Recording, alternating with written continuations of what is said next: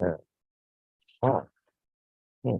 So, getting, getting on YouTube, on YouTube, I guess. Mhm. I gotta go back, make sure I'm working. Oh no, it became private. Yeah. Oh, I fixed that. Mm, right. Oh, I gotta go to YouTube. Let's see if it's working there. Mm, okay, there it is. Okay, so we're on YouTube again. Wait a minute, let me say so. Hello again. Hello again. Uh,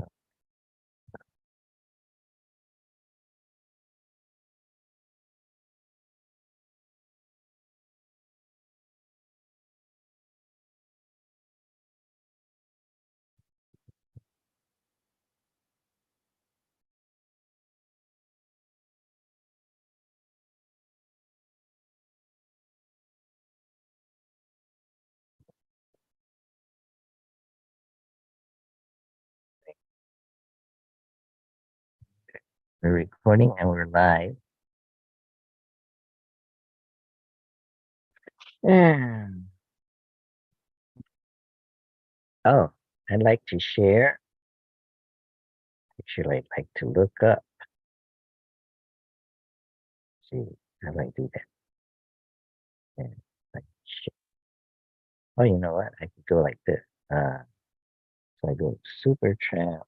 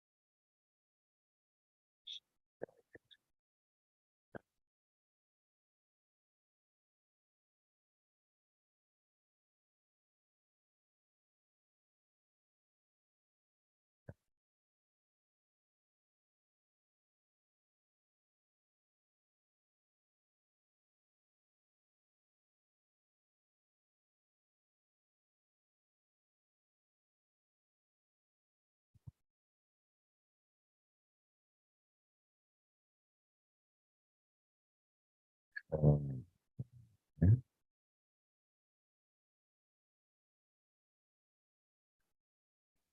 okay, so now ready to share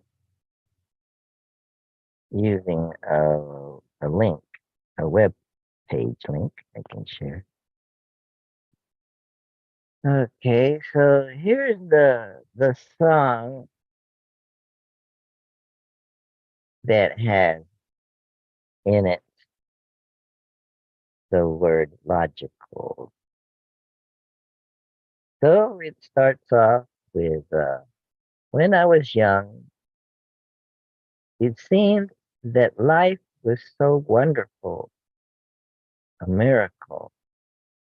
Oh, it was beautiful, magical.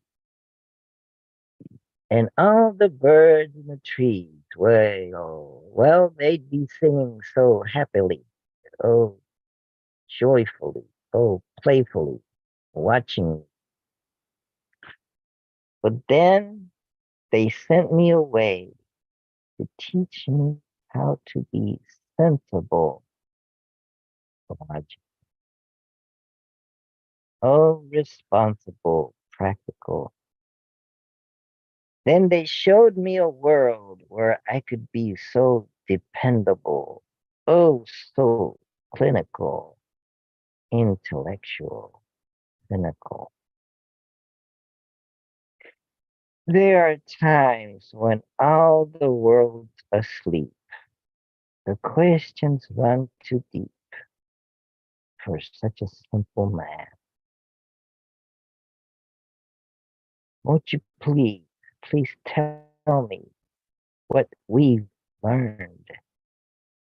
I know it sounds absurd. Please tell me who I am.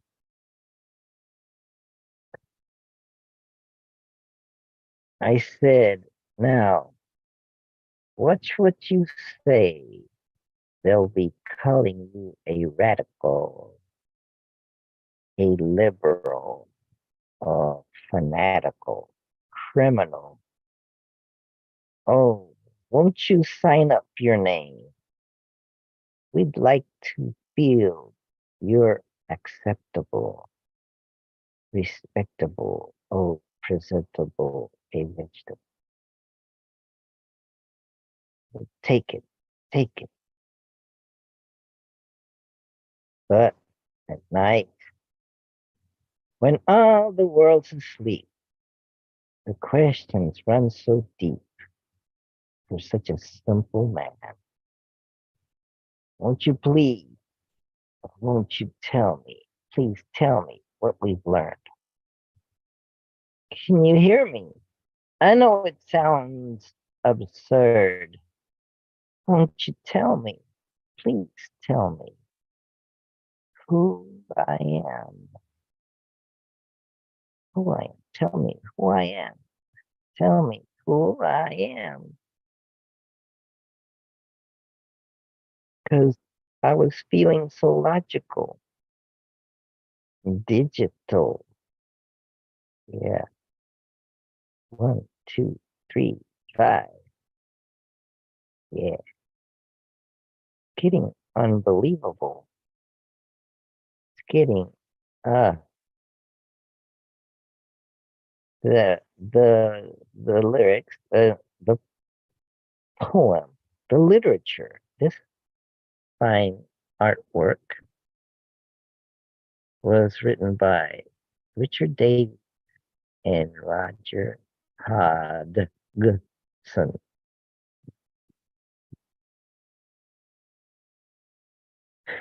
Who are these guys? Richard Davis, Roger Hodgson. Let's look them up. Oh.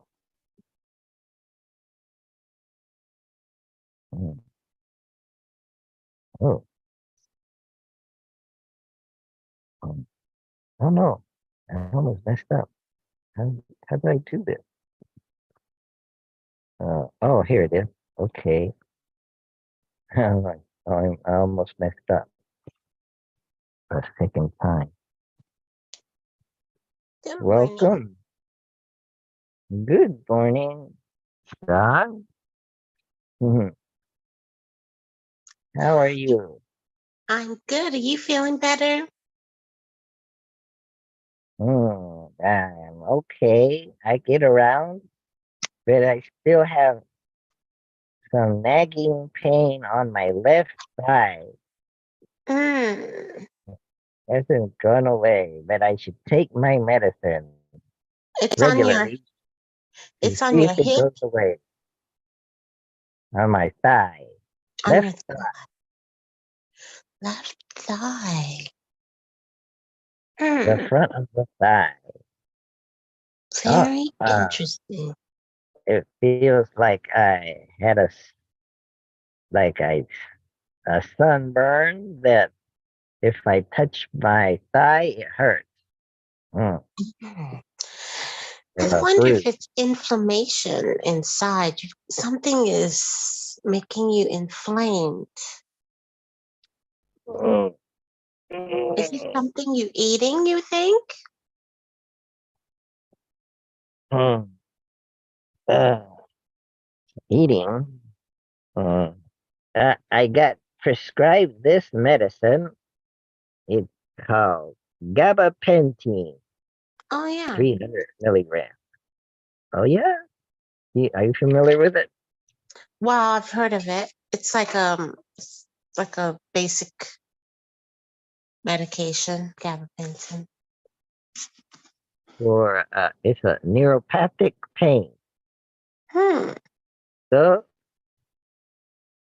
So I was supposed to take one capsule by mouth at bedtime for 3 days, then take one capsule twice daily for 3 days, then take one capsule 3 times a day. Okay. Um, I think I'm at where I can take three a day. So Mm. I'm gonna take one now. All right. And then I'll take one in the middle of the day and one at bedtime.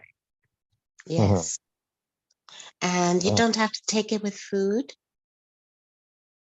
It doesn't say. Ah. Hmm. Nope. Now, go get some water. Mm. Mm. I'm getting out of bed. Mm. I woke up. And did you think clearly when you woke up? Um, I thought logically. I'm thinking logically. Um, and it occurred to me. Do you remember? There's a song called "The Logical Song" Oh, by Supertramp. I think Boy, I remember that. I don't remember what it sounds like, but that sounds familiar. it sounds familiar. Yes, I'm gonna look it up. Mm, mm.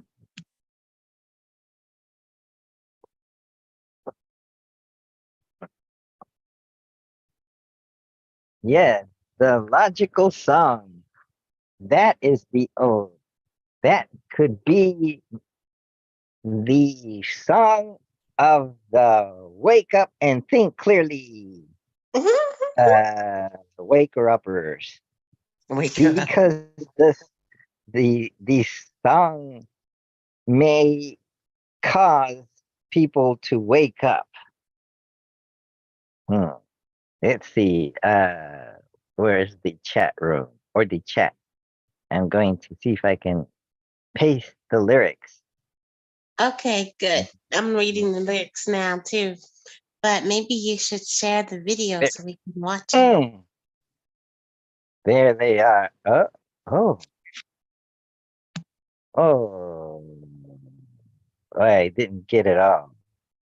Oh, oh no. Okay, I'll uh, paste it. Copy and oh, paste. I didn't. It got chopped off. Here's the web page for the lyrics. Oh, Oh, and I will go to the lyrics by sharing the lyrics. Let's see. Or the if I go to share, I can go to the web page that has the lyrics. Mm, the logical song. It goes something like this. It's a wonderful poem. It says, "When I was young, it seemed that life was so wonderful, a miracle. Oh, it was beautiful, magical. And all the birds in the trees, they'd be singing so happily, joyfully, playfully, watching me. But then they sent me away to teach me how to be sensible, logical, oh, responsible, practical. Then they showed me a world where I could be so dependable, clinical, intellectual, cynical. There are times when all the world's asleep. The questions run too deep for such a simple man. Won't you please, please tell me what we've learned? I know it sounds absurd. Please tell me who I am. I said, now, watch what you say. They'll be calling you a radical, a liberal, fanatical, criminal. Won't you sign up your name? We'd like to feel you're acceptable, respectable, presentable, a vegetable. But at night, when all the world's asleep, the questions run so deep for such a simple man. Won't you please, please tell me what we've learned? I know it sounds absurd. Please tell me who I am. Who I am. Because I was feeling so logical. Digital. Yeah. 1, 2, 3, 5. Oh, it's getting unbelievable. Yes, it's getting unbelievable. That the lyrics were written by Richard Davies and Roger Hudson. Hmm,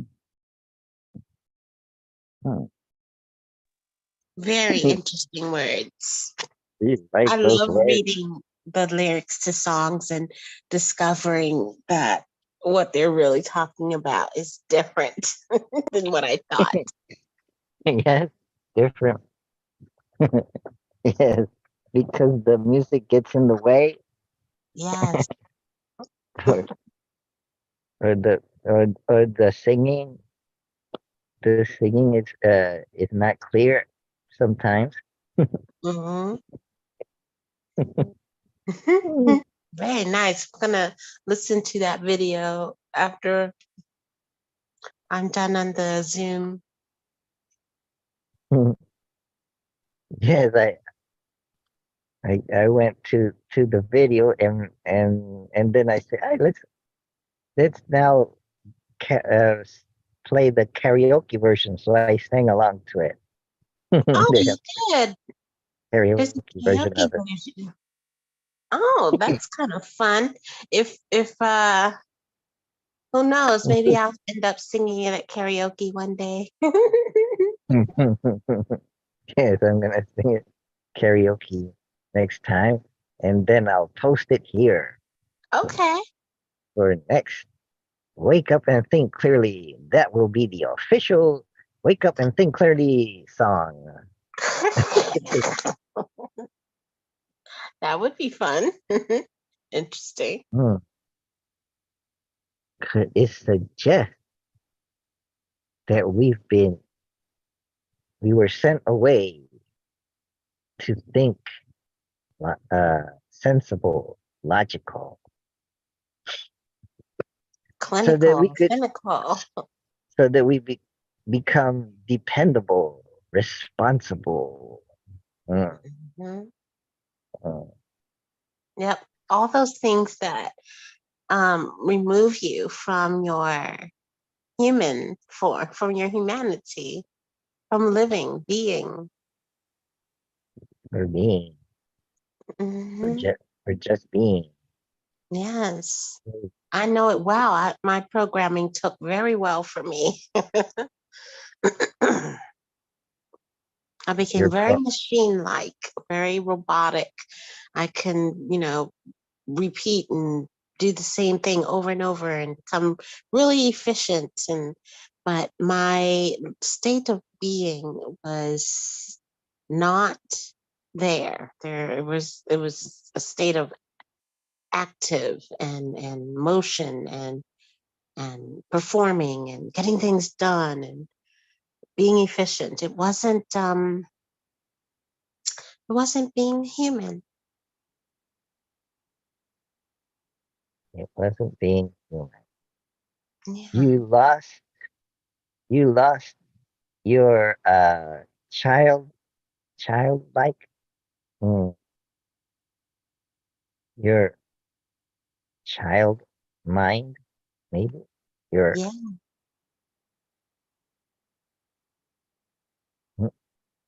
your imagination, your Mm, childlike imagination went away. Maybe your yeah, playfulness.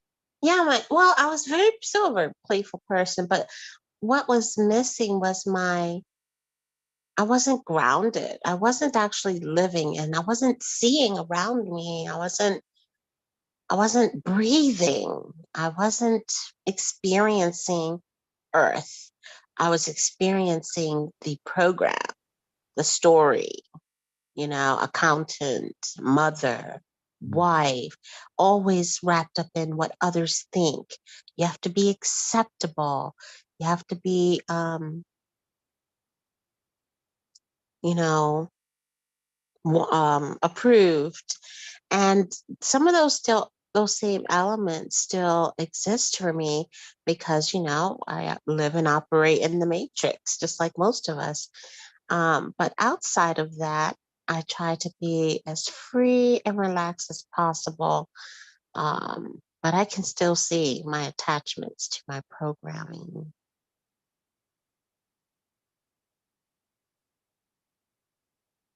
your attachments to your programming.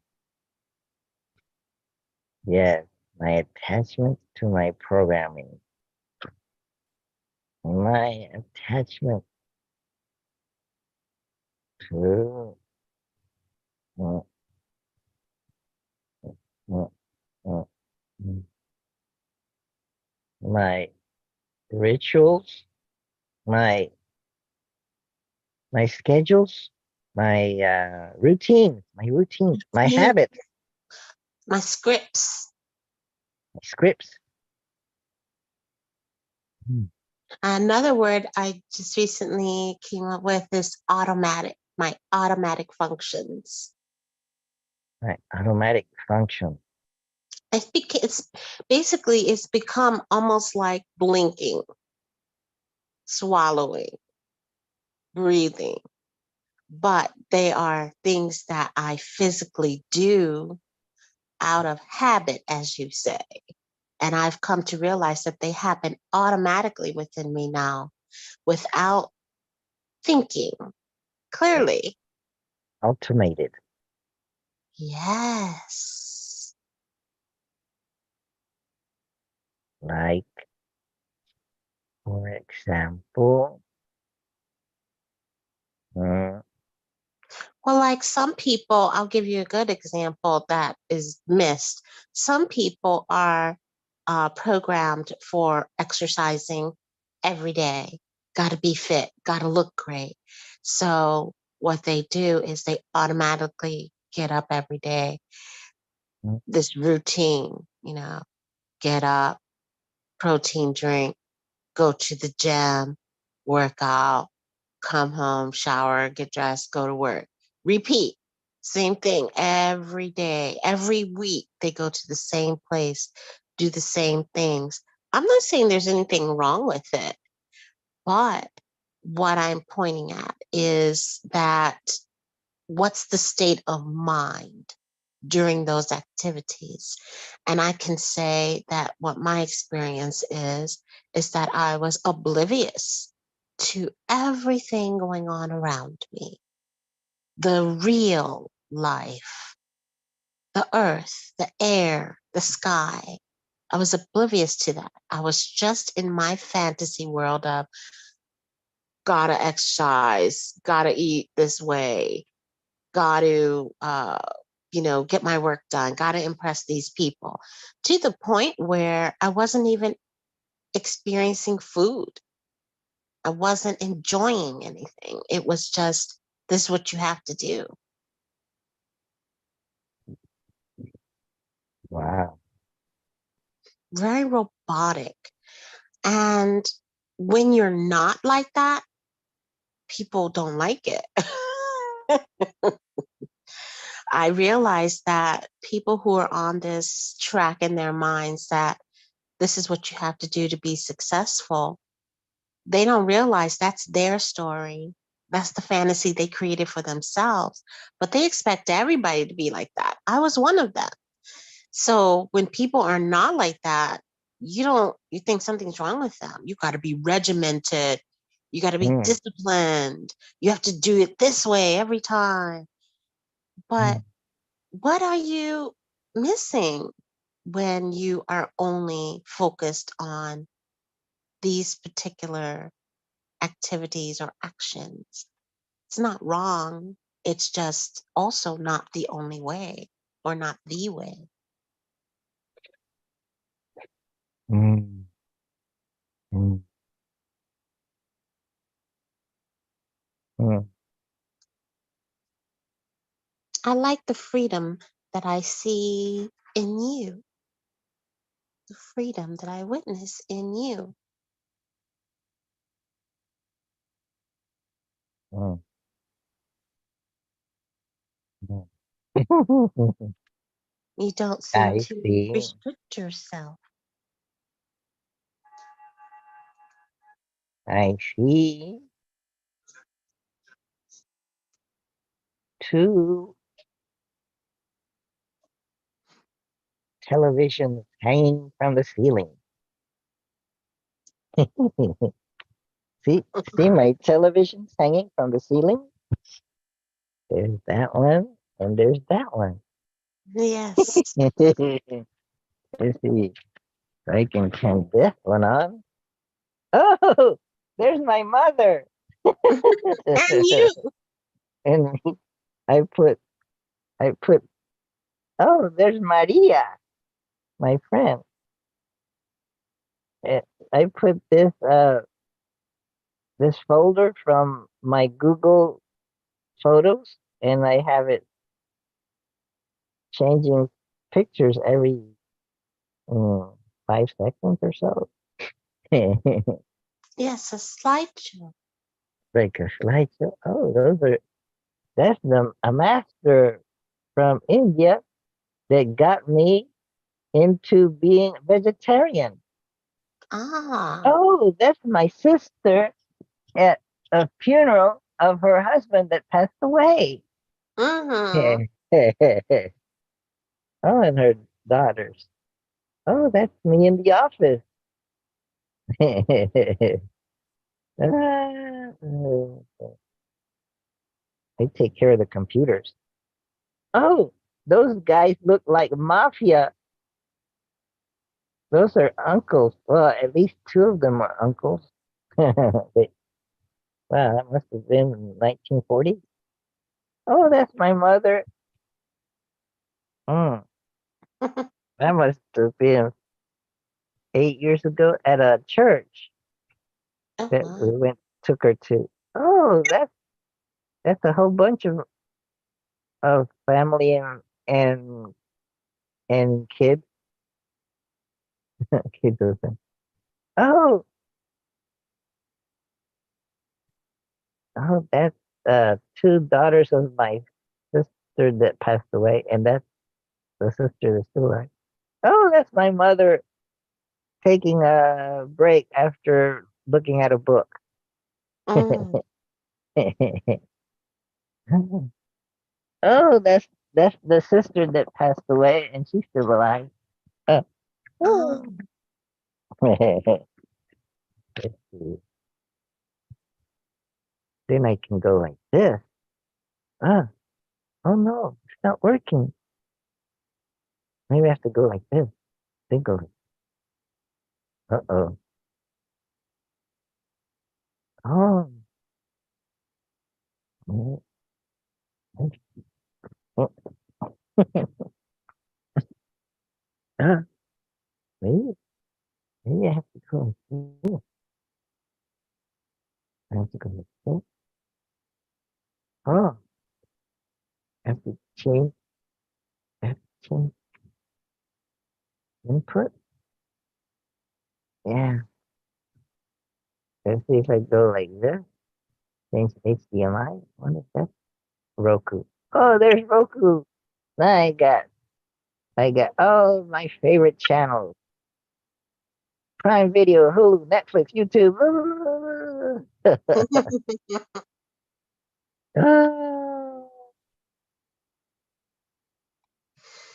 So ah. what's going to be our topic today? Yes. Uh, I was thinking, hmm, can can our can we wake up using logic?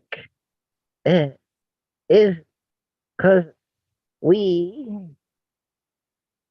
according to that song, we were sent away to become logical, cynical, dependable, responsible. So how do we free ourselves? How do is it possible to use our logical mind to free ourselves from this what slavery that we're in? This matrix. Can we use logic to escape the matrix? Is that good? Is that good? Something to think about. Uh, mm, Well, I think we use all of our capabilities as we are awakening.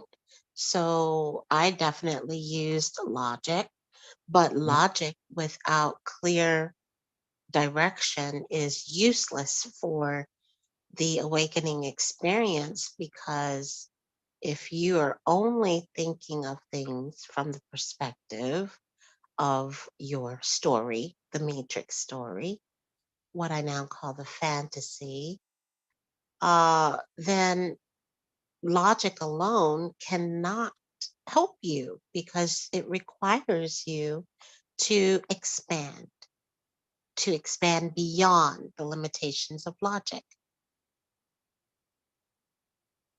It's my opinion. logic alone cannot get you out of this cage that was built using logic. So maybe we got in this cage by being logical. And so now we got in the cage and they threw away the logical key. Now we have to use a logical pin to uh, open the cage, the door. Hmm. But what if we need something more than logic, than a logical mind? What could that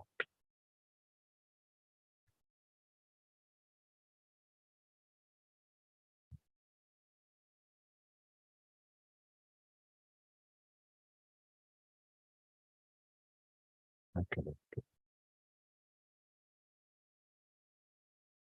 There's something, there's, is there in something bigger than logic?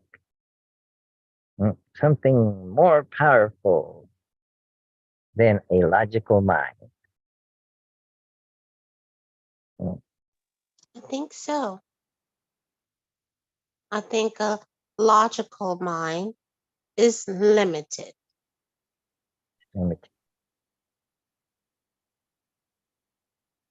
Logic requires rules.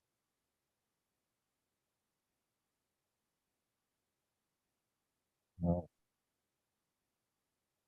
So the rules got you into this trouble. So can you and can you use logic to use the rules to your benefit to get out of the matrix? Mm. Or is it impossible? Yeah, I think we I think we use all of the tools we've got available Mm. when we become aware of them, and how they limit or expand us. So, yeah, it's very difficult sometimes to be free without limitation because we are used to the cave. We're used to the rules. We're used to the restrictions. So we expect ourselves and others to get in line. And we create, there's reasons, there's very good reasons for it. It's so that we can have a harmony. The mm, intention, I believe, is for harmony if we all cooperate. But the cooperation must be within. If you're just following rules, then your within isn't necessarily aligned.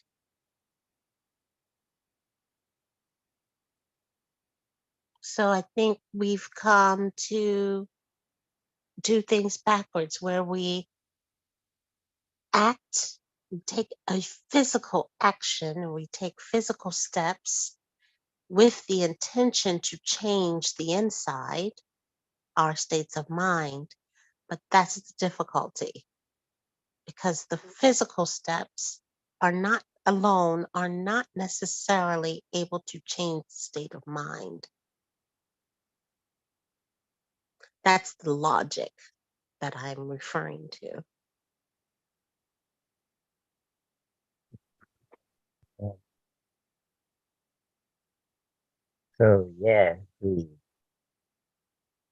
set up these logical schemes or framework. We we we set up rules, and when we follow the rules, we use logic to follow the rules, and, mm, but what happens when we have a certain desired outcome, and we use the rules in hopes of obtaining that outcome, and we don't obtain what we desire, then get frustrated. What do we do then? We cry and say, "This is not fair," or we accept it, and mm, and then maybe, mm, come up with another desire. Maybe.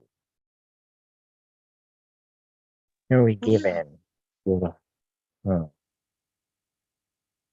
I agree. That sounds, What if the rules we set up, mm, uh, or are designed to, mm, we just can't win? Mm. I once had a client ask me, because I've been talking to him for a while, and this is a fellow who is deep into religion and Christianity, and but even back then, before my awakening really started kicking in, I could tell he was so programmed that he could not see himself, and all he wanted to do was have money. That's all he talked about. He wanted to be rich. He wanted to have money. And he was constantly talking about these schemes to make money. And Mm. he didn't want to pay taxes, but he wanted to have money because he wanted to have a house and cars and boats. He wanted all this stuff. And he was constantly putting himself in debt. And he kept making up all of these ideas to fit this pattern that he had created based Mm. on what other people he thought other people was telling him he needed to do. And he created all of these things that he had to do in order to achieve this goal. It wasn't working. He was in debt and he owed taxes. And he was saying, how can this be? Other people are doing these things and they don't have this problem. Mm. And at some point, Mm, he he was broken down enough to ask me a question about wealth and, what he needed to do in order to have the wealth that he desired. And I mm, said, it doesn't matter how much money you have because it's all in your state of mind. If you do not believe that you are already wealthy, then you will get an infinite amount of money and it will never be enough because your state of mind isn't already in abundance.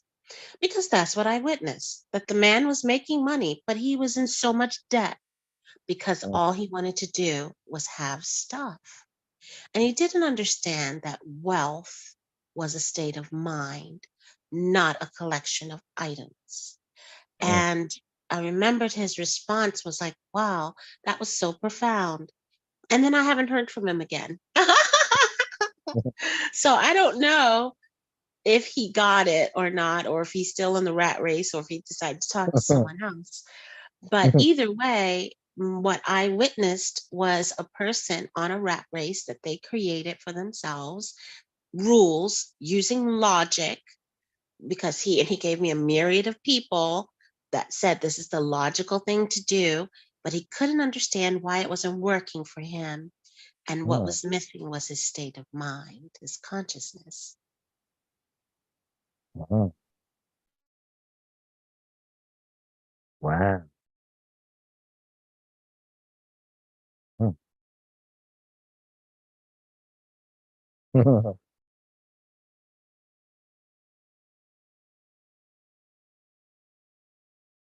Yeah. Wow. Mm. So he was following schemes for making money, and he was mm, following the recipe. Uh, and had had its own it had its own logic, mm, or he was taking the steps, and they weren't uh, quite getting him out of debt, or he still owed lots of money, mostly tax money. Mm, Well, with wealth, when you make money, because money only exists in the matrix, and one of the rules of the matrix is you have to pay taxes. So mm, he makes this money, he has to pay taxes on it, but he doesn't mm, get it. He doesn't get that wealth isn't a whole lot of money. It's a state of mind. So he mm, thought he had this money and all he did was spend it. And then he mm, went into debt because he wanted stuff. mm, And I was surprised because he was also a Christian. I mean, he was in a pretty big church, from what I understand. mm, But all of them, from what he said, other members of his church, this was the path that they decided to go on. And I found it odd that he was not mentally, I don't want to say mentally, he was not consciously ready mm, to handle wealth. But he was, every time he earned money, he bought stuff or he went into debt to get this stuff because stuff equaled wealth to him. And the logical steps to wealth was having all this stuff. That's what he heard on TV, and all these other so-called wealthy people said, you have to look the part. You have to act wealthy. And that's what he did. So he went into debt doing this and didn't pay taxes. And he was just miserable. He didn't really make very much money. I just don't get it. I'm so perplexed by that pattern. mm, mm. But what Wow. do you think about that? What do you think about logic being Well, used to get you out of a situation like that? well, it's a state of mind. How could that be? There's no logic in it. It seems illogical. That that wealth could be a state of mind. It Hmm. has to be, Hmm. because that's what happens to lottery winners. If you've heard the Hmm. pattern that happens to lottery winners, they get Hmm. all this money and they blow it. And it's Hmm. because they don't have a wealthy state of mind or an abundance state of mind. So they spend it all. They can never have enough because they're poor. They need more, more, more. But if you are already wealthy within, abundant within, Hmm. then you will be more conscious of your handling of your money, more logical in the handling of your money. I didn't expect myself to use the word logical there, but that's what came out. I'm trying to remember a podcast I listened to, and it impressed me. It concerns two mm, fairly young uh, entrepreneurs um, who um, happened on skillful ways of making money, and they were fond of making money, and they were very ambitious and wanted to make even more money. And I think they went to the same school, I guess a business school that would that they were maybe hoping to get an MBA or something that would help them even make more money. And they ended up being in the same class, and they ended up uh, for the I guess for the thesis for their program, instead of doing their separate thesis, they uh, wrote a thesis together on for the class, or maybe for the degree, a thesis on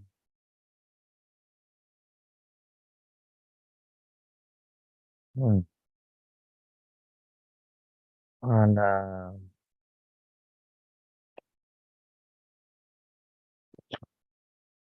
on money, but on how to spend the money purposefully, meaningfully, and Christfully, Christianfully. Hmm.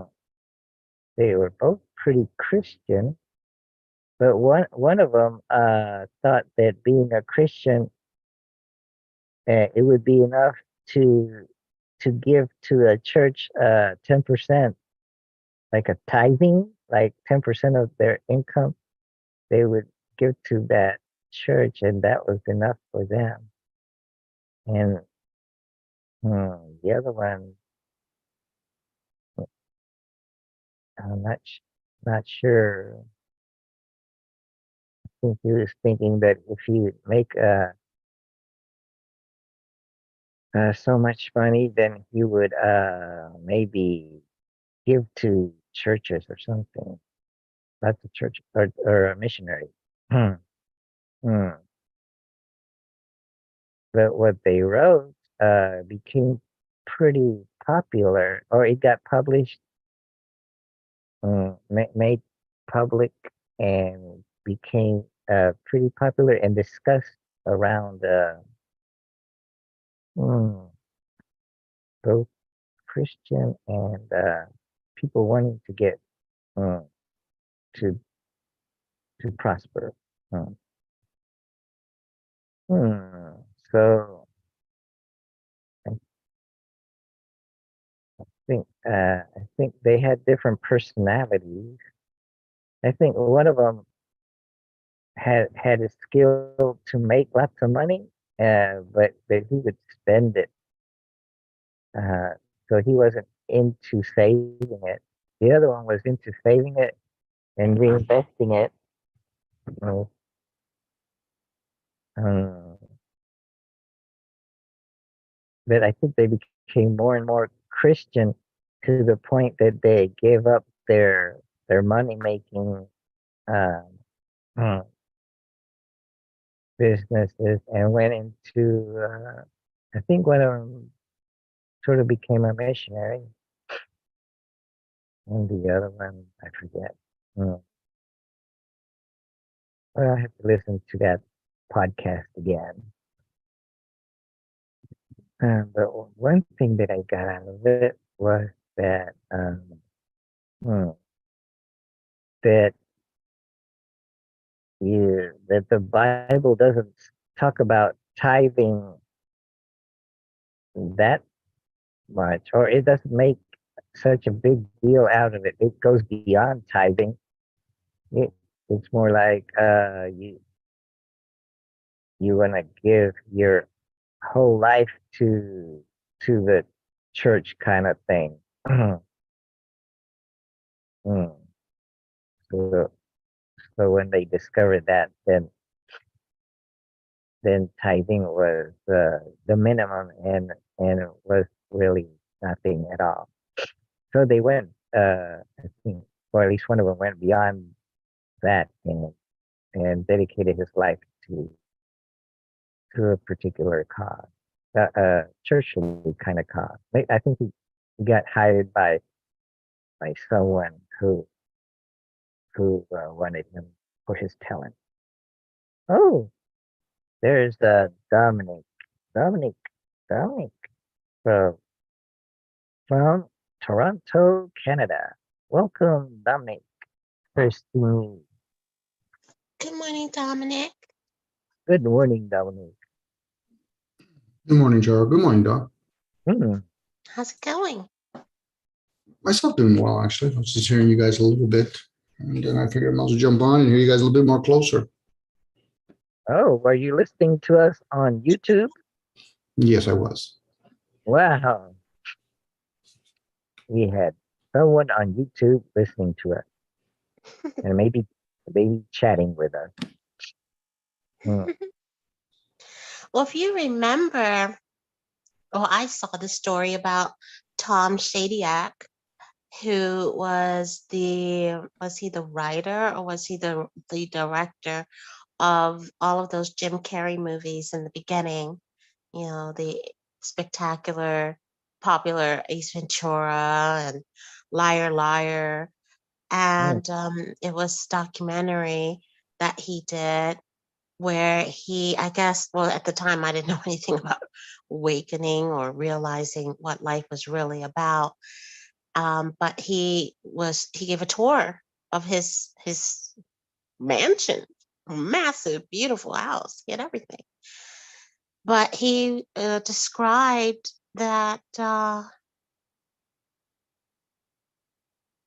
it didn't matter, that there was something bigger, and he began to it's so much more than one person is the way he described it, if I recall correctly.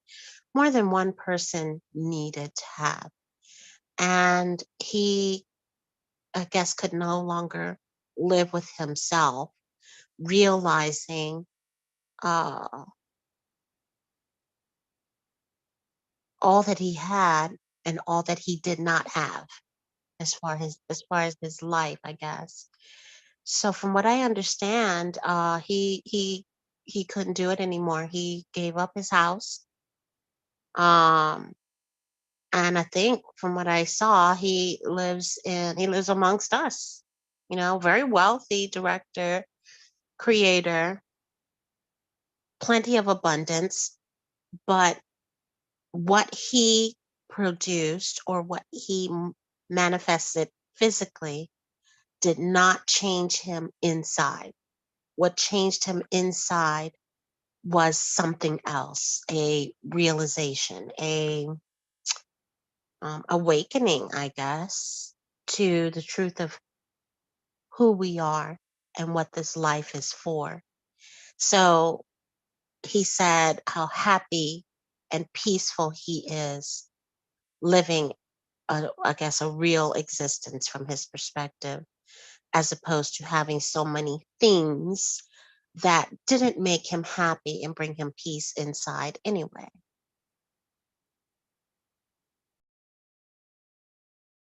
Yep.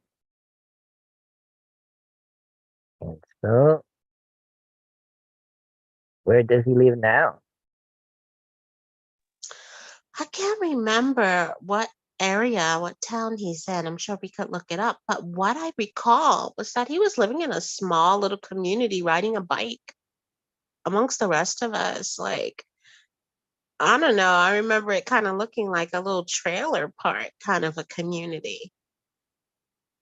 That's what I recall from that documentary. It makes me want to look it up again. Living a very small, humble life. And it reminds me of the transformation that we've all witnessed with Jim Carrey. He's had a change over the years, to say the least. Oh, He's also played many roles, Don, that probably would have emulated him from within. So those are things people have to factor in. Yes. Talking to the homeless guy and then choosing to live a simple life is way different than talking to a guy that's got a lot of his luxuries met, and now he figures I want to go the opposite. I think that guy at that point is full of shit, but it's still a story nevertheless.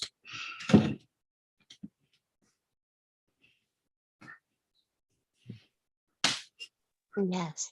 The person that's living the simple life is actually not documenting it or talking about it. And it's kind of like hearing the rich try to say, we're going to govern over you average folks. Again, full of shit. But shit does serve a purpose. So.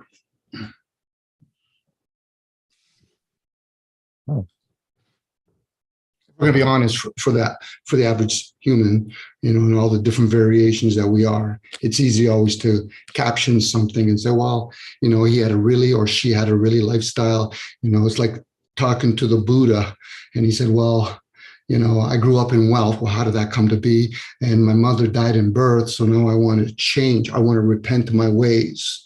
Okay, so you change your ways. So how does that look like for the average person that is still under poverty, still want to be rich?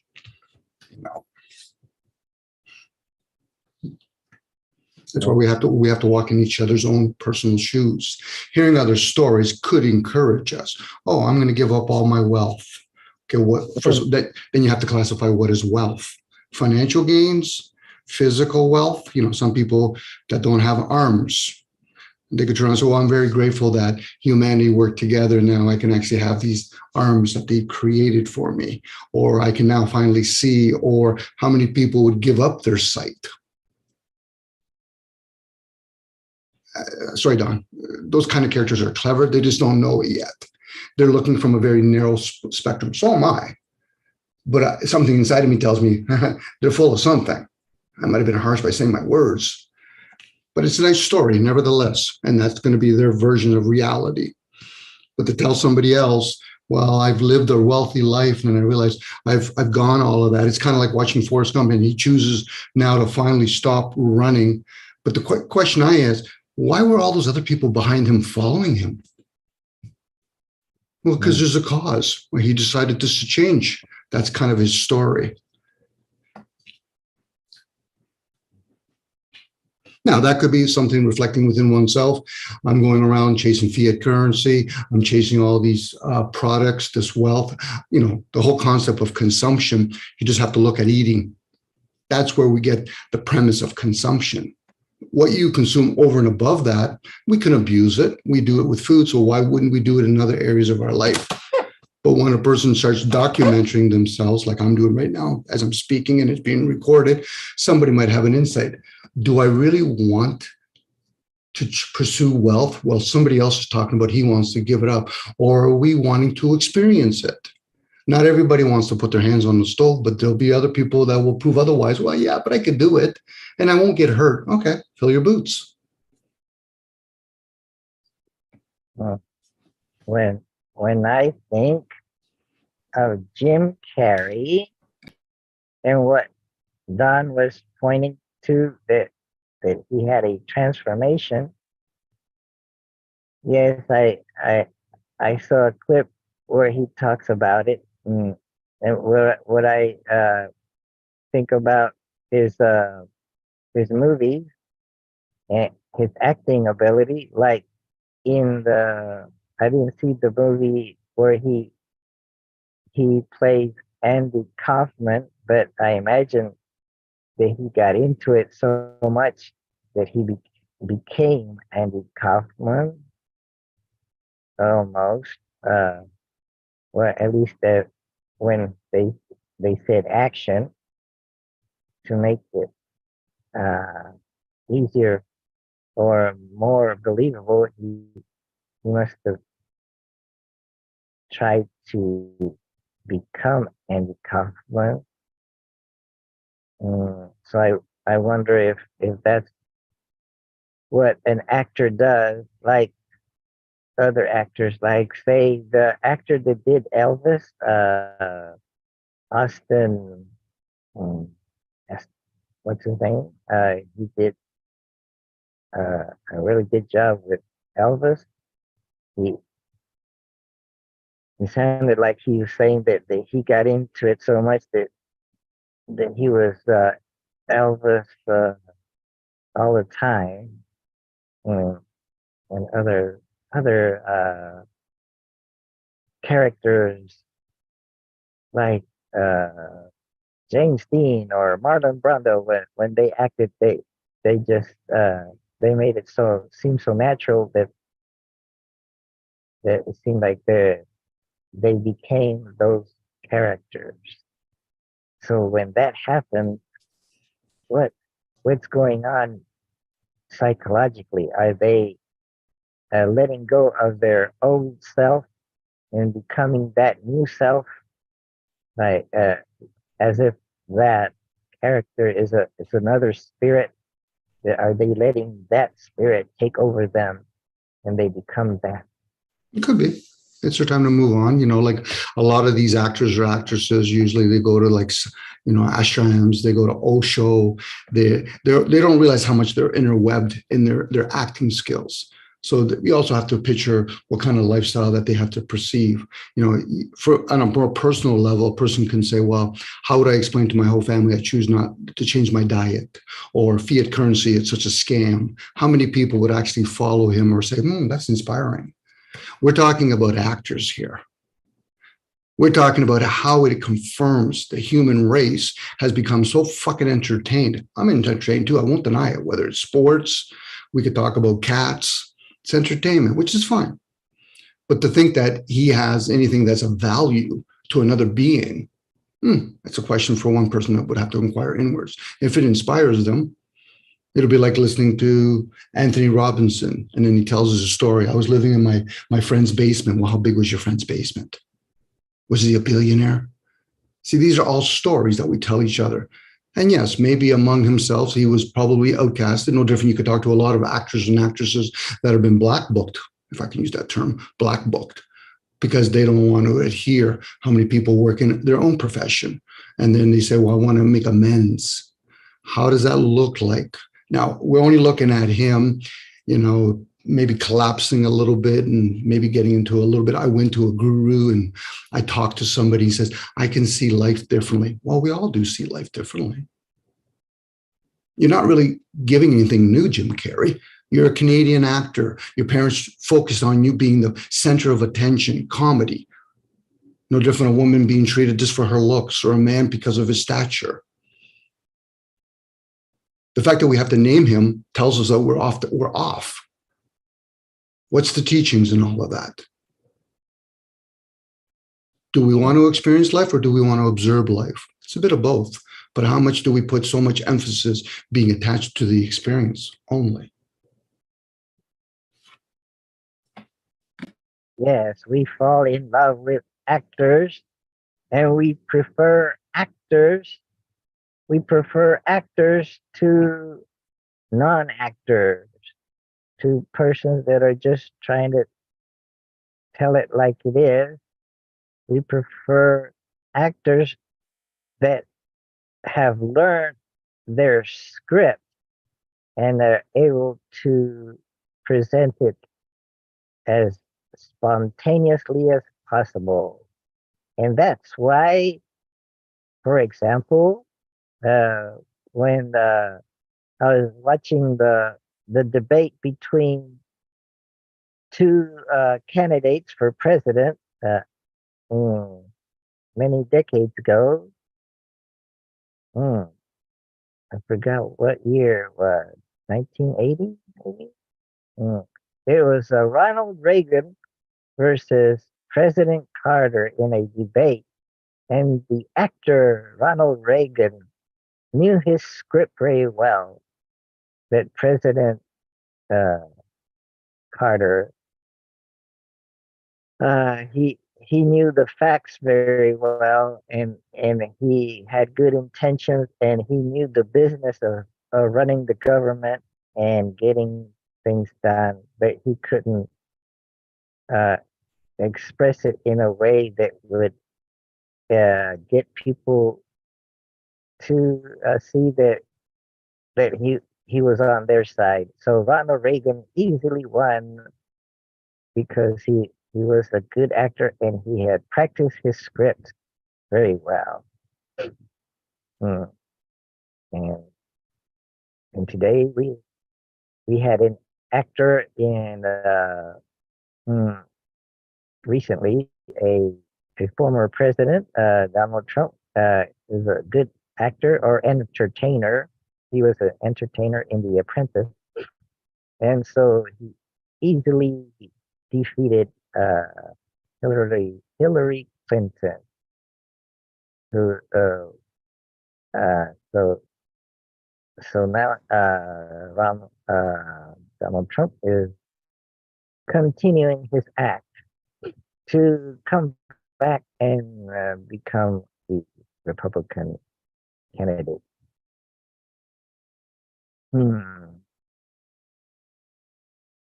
So we love actors. We love to be lied to. We love illusions. Yeah, I think so. I think when you mentioned about Forrest Gump running and all the people following, they didn't know what they were following him for. But that's what happens, is that so many of us get on a bandwagon and start following without understanding. So I believe that the message of awakening or awareness, consciousness, can be found in many ways through everyone, actually. I think the message can be found. And the reason that the journey is a solo journey, so to speak, is because we're all different. We're all programmed different. So, where one might find the message so strong in one person or several types of people, another will find it differently. And I think the common, what I see as a common mistake, but really it's due to a distraction, it's due to a misunderstanding that we make, is we say, It's not that.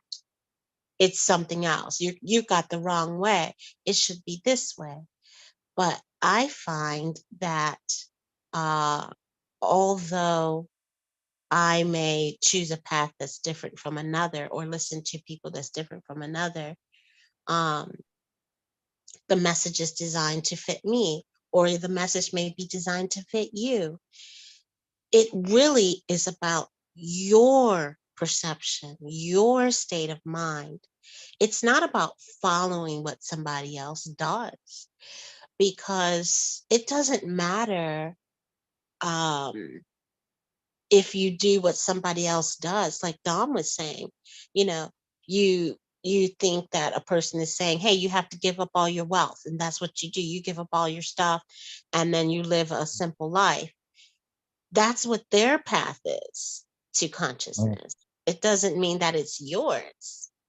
And that's where the mm, confusion comes in. We think we have to follow this person to achieve something they're achieving. And then what happens when they don't do it, when they don't achieve it? Does that mean you failed as well? It's I can see how it's a very confusing, illogical experience. mm.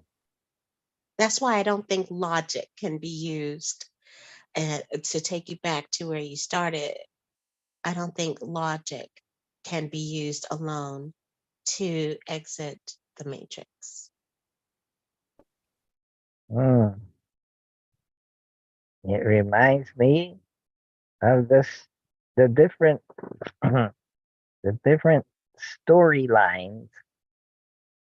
Like we were talking about the s- the storyline or story plot that goes like someone is either becomes rich on their own or is born into a rich family, and then after some time, maybe around their 30s or so, decides to give it all up and live a simpler life or something. That's one storyline. And the other storyline is the person is not b- born to a rich family, but gets a skill and and somewhere along the way runs into the authorities and and tries to make a change as a radical, and and he knows he's going to get in trouble for uh for keeping his principles, and so he doesn't give up on his principles and runs into the law and gets thrown in jail and called a radical. Radical rhymes with logical. Uh, So the first storyline is like you can see it in maybe Jim Carrey's story, or maybe in the actor that did The Matrix. What's his name? Mm, Keanu Reeves. yes, Keanu Reeves. It seems like. Mm, well, maybe I don't know if he's given up acting, but he seems to live uh I don't know, a humble looking kind of life, or tries to as much as he can.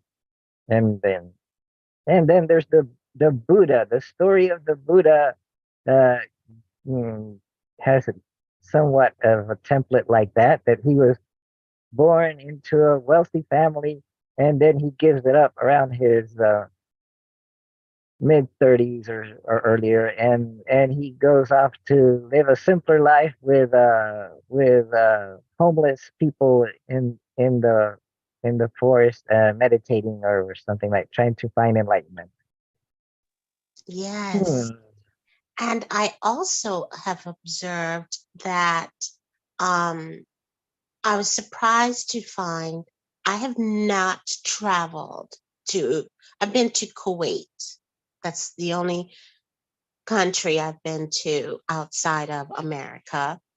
And I was surprised to discover that my misunderstanding of the living situation of others and what I would call third world or underdeveloped or um, unwealthy or poor nations, I thought or misunderstood that the people were unhappy because they did not have what we have. But the joy and the peace and the freedom I've seen through videos um, of these people is shocking for me. It feels like I got fed a line of BS because I remember, oh, we have to help these people. They're less fortunate than us. But what I keep seeing is that the more stuff, indoctrination we give to others, it seems to create misery mm, because there's a burden that comes with all of these things that we believe are important. And only for me to come full circle, by the way, I just turned 51 this week. mm, uh to now be 51 years old and have come full circle to realize, oh my gosh, I am so much happier without worrying about getting all this stuff and impressing all these people. I just didn't realize it would come that way. And now I perceive other countries, other cultures differently than I used to. mm, They're not poor in spirit, so to mm, speak. mm, mm. Yes, and I was gonna say that the other template, the one that runs into the authorities, would be the template that the life of Jesus went through. That he ran into authorities, but he kept his principles all the way through and got um, convicted and sentenced to death. Mm, something like that. Right, I gather. Or that's what's understood. Mm, hmm.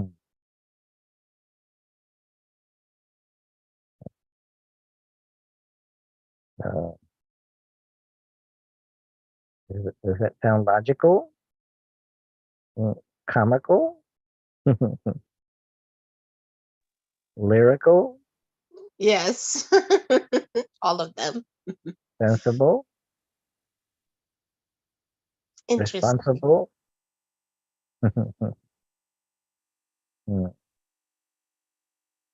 I but guess I yeah. just, I guess I just get to a point where I realize that I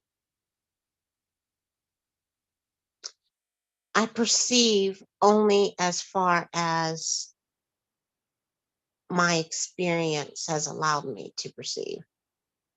So, in other words, I cannot understand things unless I have a clearer, um, unless I have a clear understanding. I can't perceive them properly, and the clearer understanding most often comes from experience.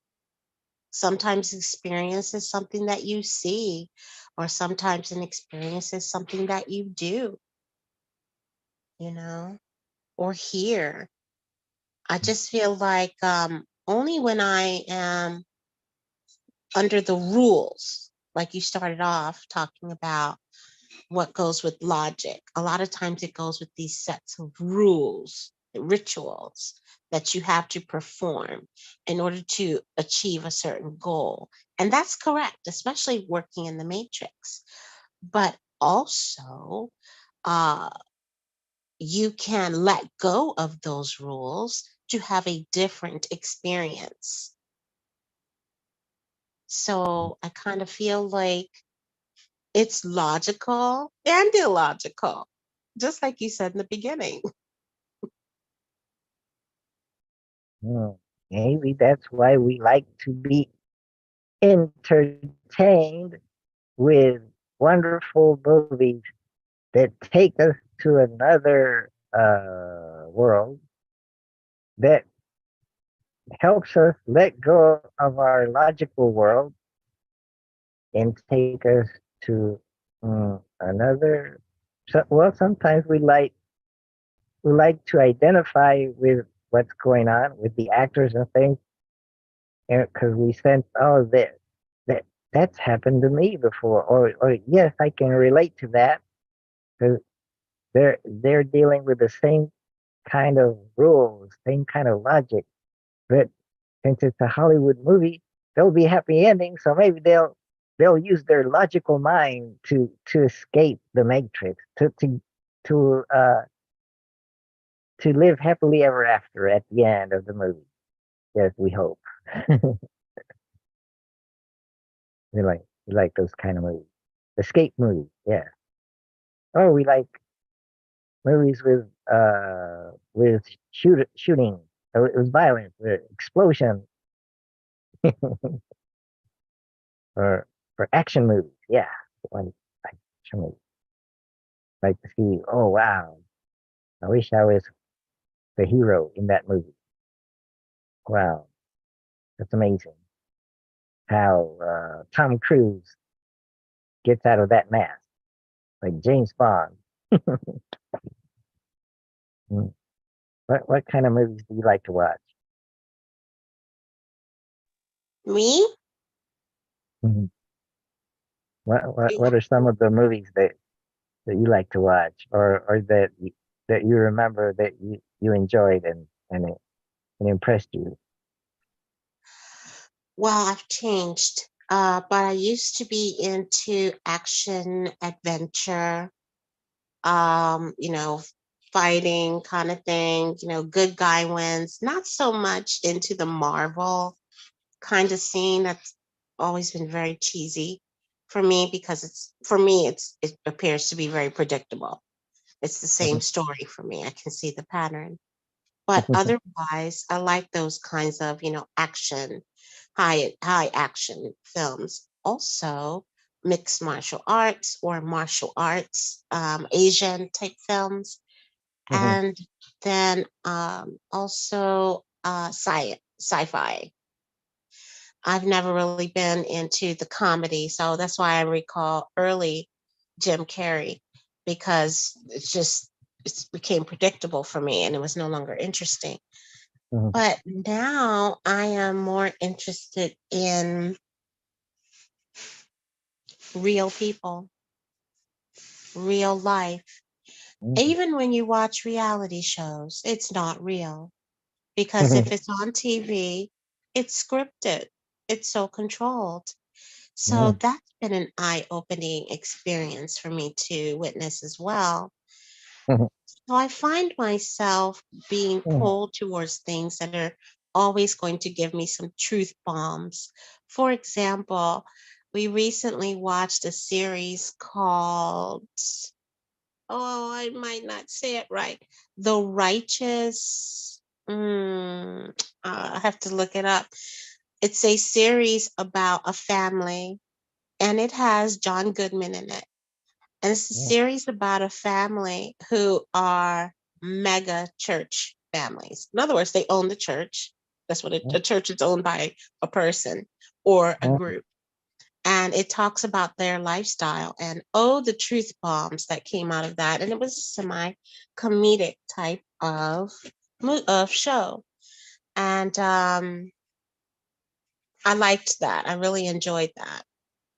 So, yeah, mhm, those are the kinds of shows I'm into now, or I watch a lot of documentaries, mhm. a lot of YouTube. Good good evening, Masa.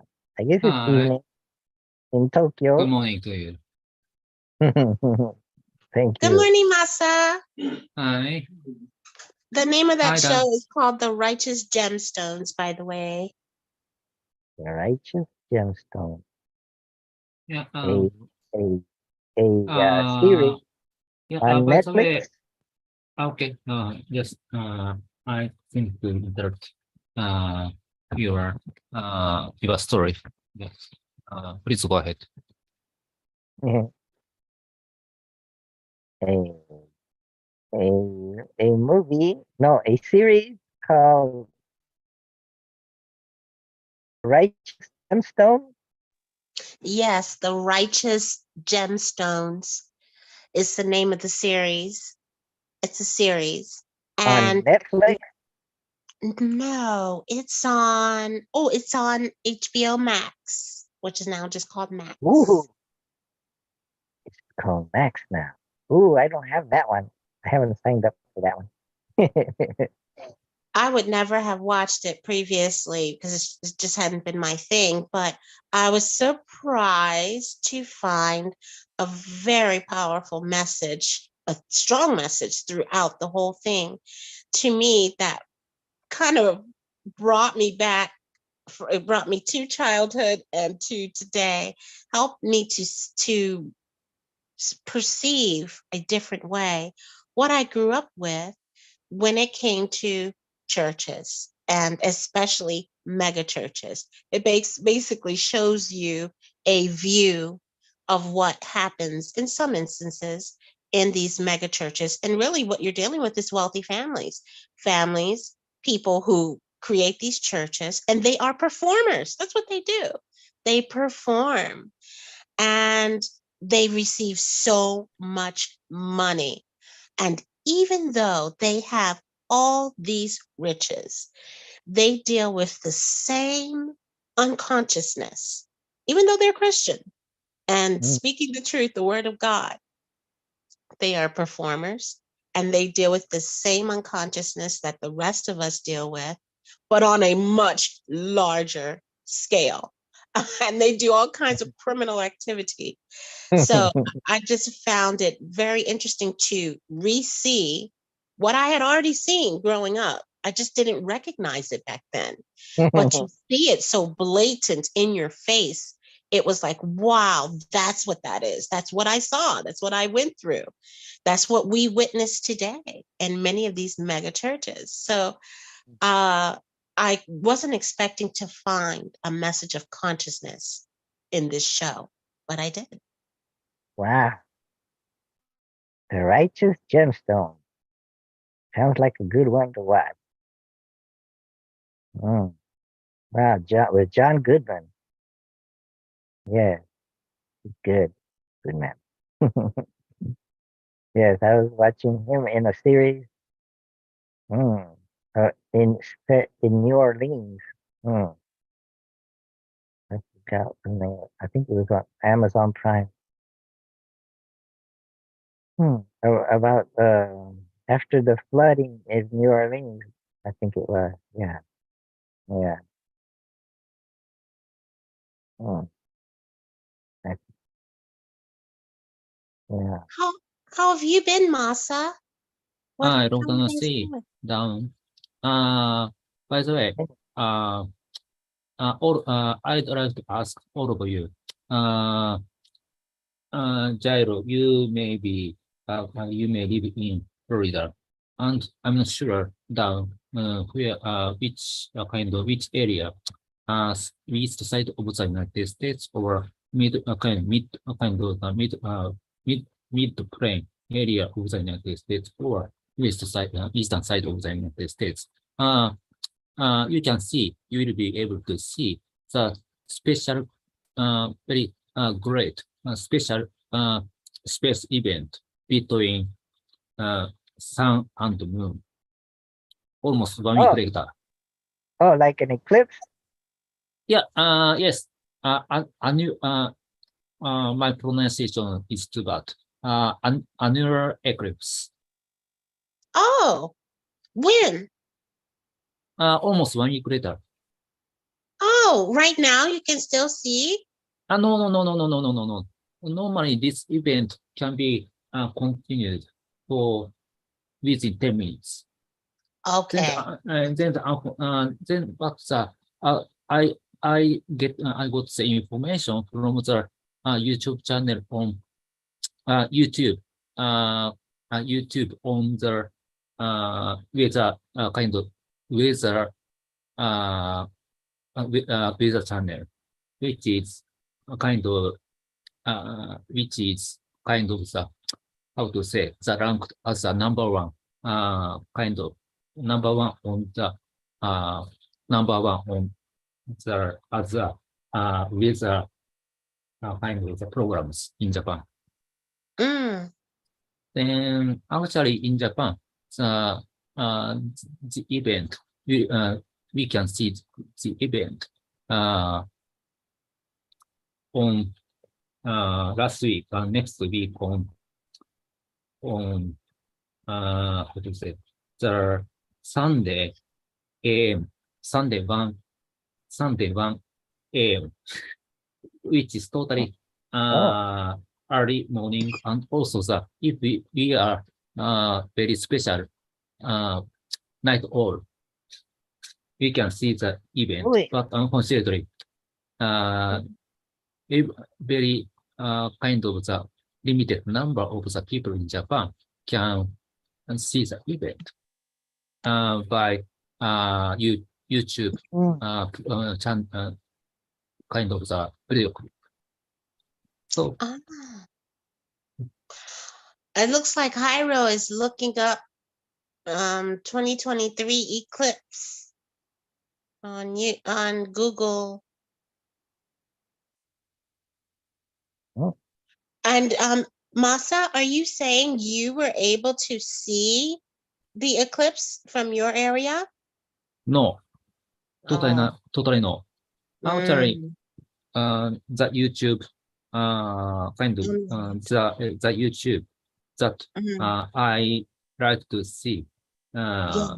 I like to see, and I see almost every day. Kind notify, have notified the this event happening in the almost next week. Next Okay. week of Sunday 1 a.m. So for 1 week is what you're saying the YouTube video said. For 1 week, we'll be able to see the eclipse across the United States. Yeah. Wow.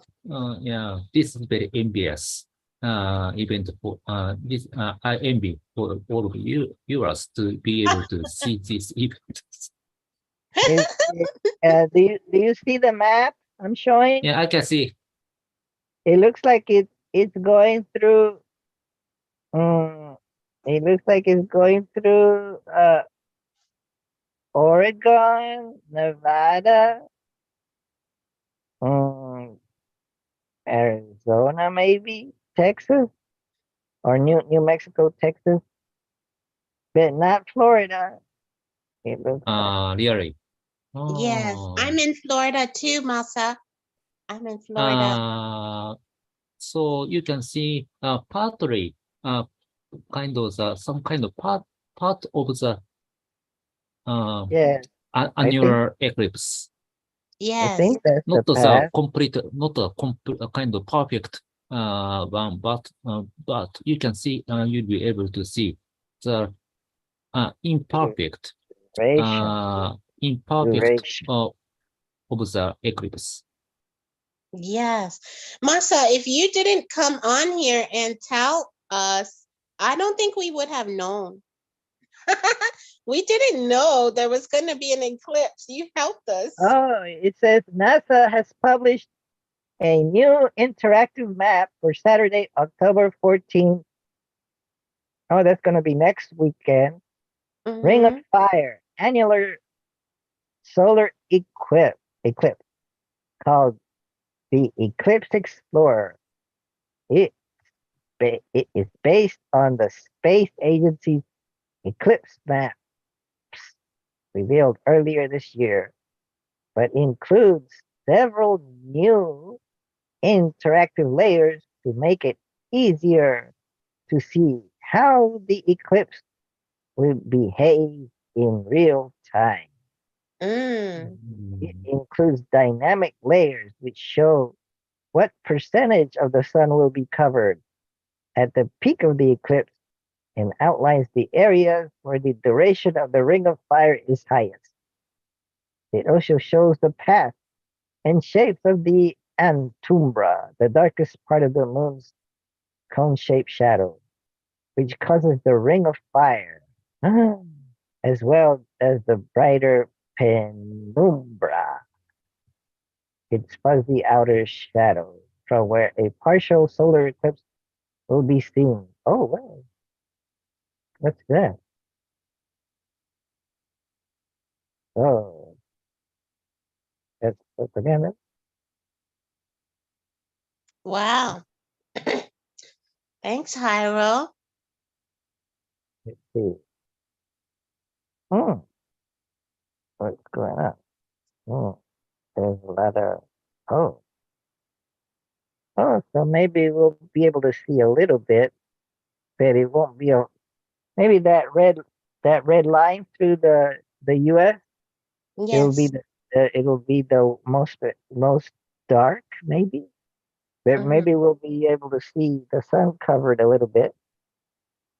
We're a few hundred miles away, maybe Yeah. 800 miles away. Eclipse extinct. The annular solar eclipse, the first in the contiguous US since 2012. And the next one will be in 2046. Will require all observers to wear solar eclipse glasses throughout the event. Uh-oh. So if you don't wear your solar eclipse, you might go blind. Or maybe it'll hurt you. Anyway, it'll cover Oregon through Texas via California, Nevada, and Idaho. The path includes a lot of U.S. national parks. Never look at the partial or annular phase.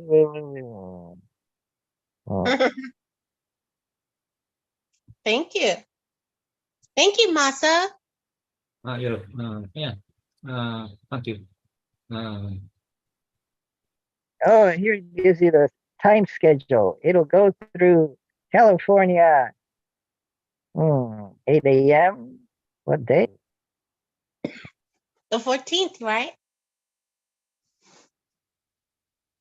Hmm, On okay. October 14th.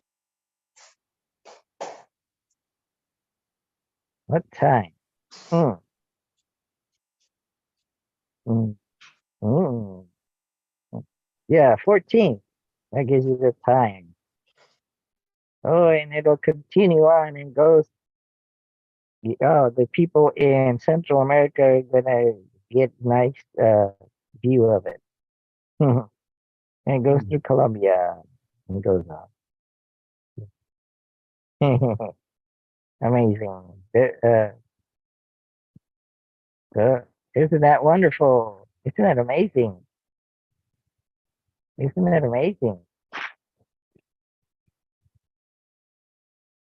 Woo. I was going to tell Masa, we were talking, Hyro asked a question this morning, and he asked if you can use logic to awaken from the matrix.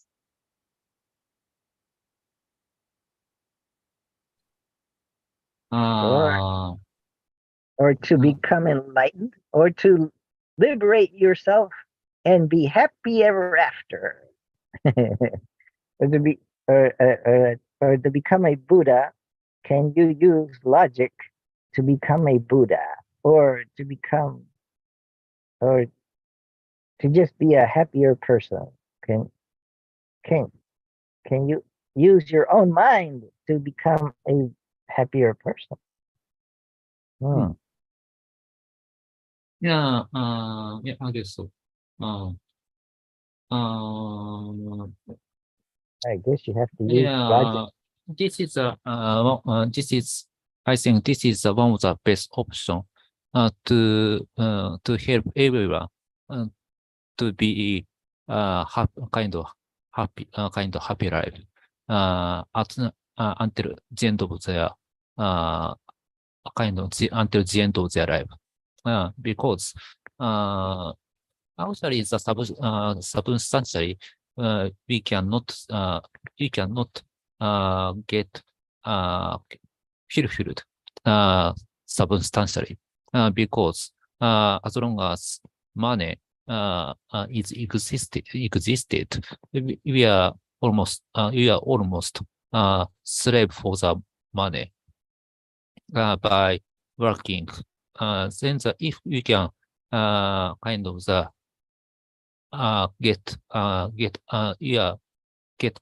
we get out from the slave of the money by making a huge amount of billions of tens of the billions of amount of dollar, we can get kind of get out from the status. But when we can get the state, if or when we can get the out of the status, how we can think of our life, which that I cannot imagine, not at all. So now I have been under the treatment of panic disorder and depression, and also the insomnia. And also I was diagnosed as a very highly likely Asperger spectrum disorder almost 2 years ago. So from that point, I gave up working as a very stressful jobs, which is kind of my profession, such as quality engineer in the automotive industries. That I have a almost 20 year of career in working as this position in this position. So congratulations. but I cannot. But now I can understand. I cannot be working in this kind of position by the mental sickness. So so you have attained a great position in your career, or you have maintained a constant career in a highly technical field, and that requires logical, critical thinking and following the rules, and some creativity, I suppose, no, to solve problems. Not at all. Because actually I had experienced in firefighting for any urgent situation, such as taking a kind of receive the claim from customer, and to eyewitness kind of check the status of the any defective kind of status of the situation of the defective items, and also ask the kind of plant to send the report by sending the defective items to the plant, and also checking to check the any kind of English report to translate in English for helping the customer to understand what they write. But do you work for customer support or something like that? There are a lot of kind of positions in the quality engineer, from taking kind of kind of get involved with the prototype, a kind of prototype engineers to the to get involved with the kind of market issue or market issues such as some customer kind of returned just after the items was kind of delivered to the customer. So sometimes I have received the information of the defect in the United States or any another countries, not only the Japan. So, but even though the big business, they may be following perfectly the standard standard of the anything. So, and also the report itself kind of is created. Report is kind of forged by the plant. So, and also we have to kind of the logically we have to scrutinize the kind of the explanation, English explanations of the report by thinking about the very critical thinking and logical thinking. So this was the main point when I was working in the kind of the capital in the United States or capital in the Germany and also kind of domestic in Japanese industries. That is. Do you look at like complaints or claims from users in the US and you read the report and you have to find out if it's valid, a claim or something like that? Or if we can,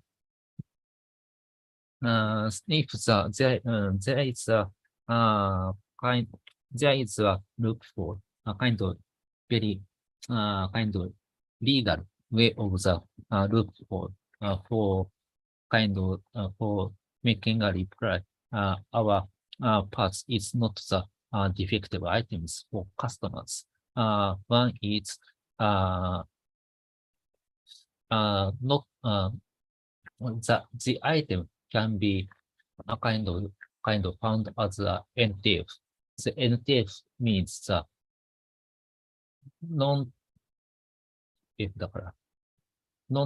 nothing of just the meaning of the any defect.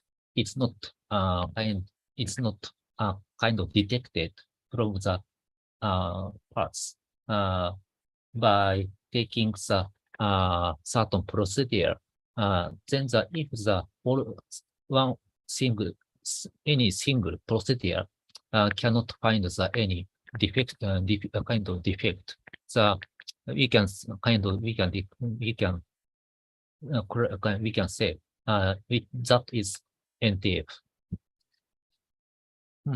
And there is another, if the item is banned from modification by the users, then if the report shows to kind of to report the some user the modification is kind of trace of the modification was found, the issue is invalid.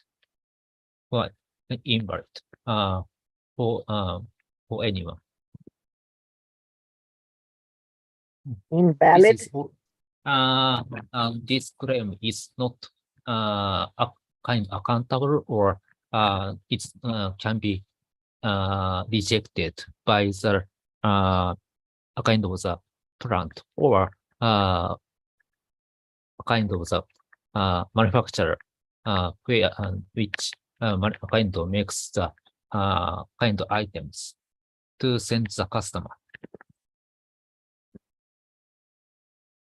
You follow, you have to follow certain steps and certain logic to see if it's defective or something like that. Actually, I have hardly ever get involved with the kind of confirmation session at the actual parts. But normally, this part can be done by the any kind of the good staff in plant of the as working as a quality engineers in plant. So Quality engineer, yes, Are- quality engineer, quality assurance. quality assurance engineer. Are you a quality assurance engineer? I used to. What kind of what is your position, or what kind of engineer are you? I know how the normally my kind of my mandatory or my commitment was to how to say kind of to ask uh, to ask the any kind of incorrect kind of point on the drawing, especially from the prototype, because at the prototype, when drawing of the prototype, there is a lot of the mistakes. If the the drawing at the prototype is passed through accepted and go through at the final moment to by giving the drawing to the kind of engineer in the plant. The if the correction is get later, the cost kind of cost cost of the cost of correction will be is getting higher. So as a quality engineer, the correction any correction have to be implemented faster is kind of best it's best. So and also the when I have a kind of the career in working the any so-called foreign capitals. So unfortunately, then I know how to explain to the customers on the defect kind of the kind of report. So and also I was working as a kind of the position to kind of pick up the defective parts at the warehouse or outside by using by my hands, and also kind of the high kind of the get the contract with vendors, kind of vendors who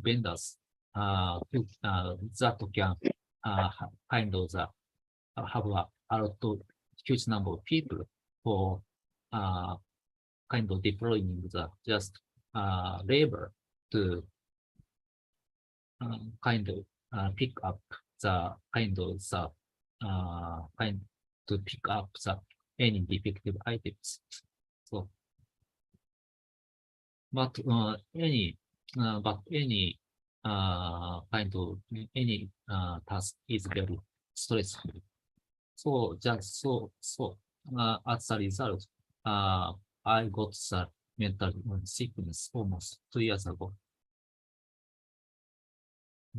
Oh, you got a mental sickness. Are you still working? Where you were working? Yeah. Yeah. Actually, my condition is already has already been kind of explained to my boss. Uh, my boss. Then my boss has accepted my status and kind of my position, kind of protect my position, and also understand my kind of mental status. So Your boss knows that you have Asperger. yeah, and also I have already kind of I have already explained my kind of another mental issue such as highly likely Asperger ASD, which is meant as a Asperger spectrum disorder. So do they make fun of you, or do they are they more patient with you? Uh, yeah. As- as- Actually, I have been working as a remote working since the corona pandemic get rampant out of the control. Uh, by even though by using the any kind of medical service, using the any medical service. At the time, since at the time, the could be 20,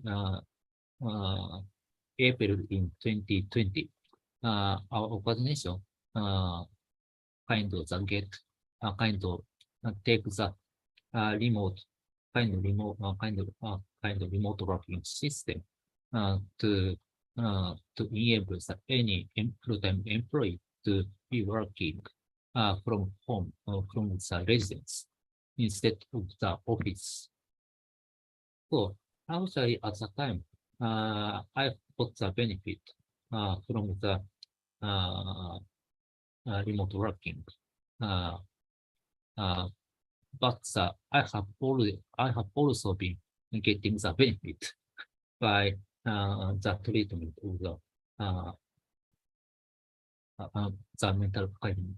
mental issues by using the remote working.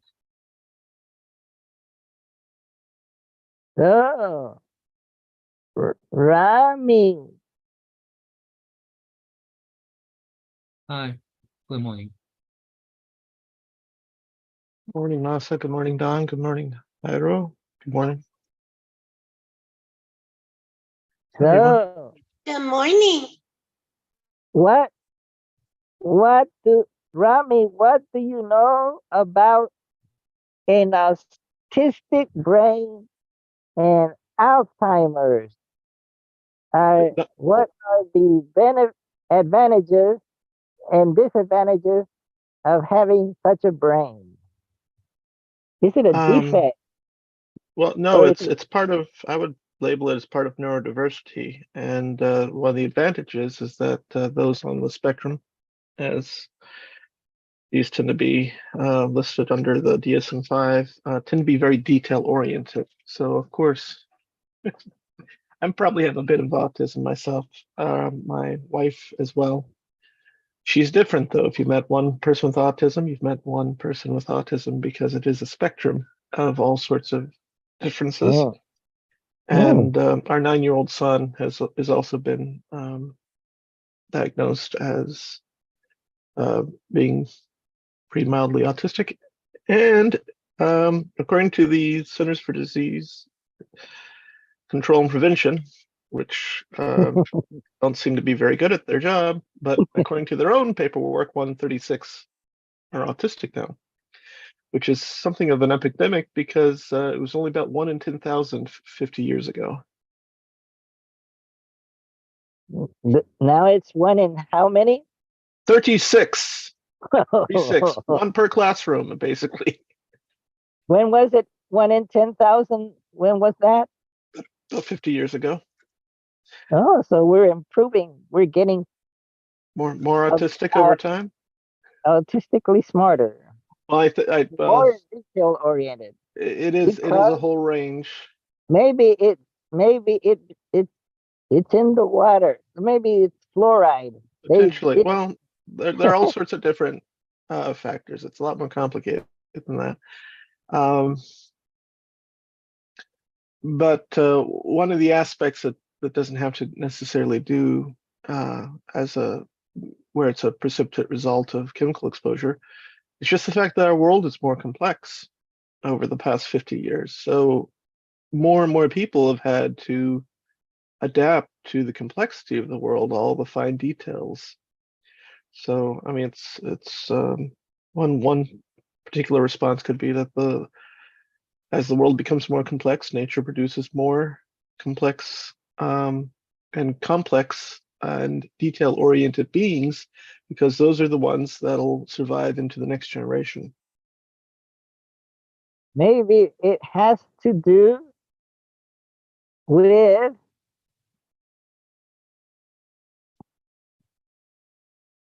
that the world is becoming more logical.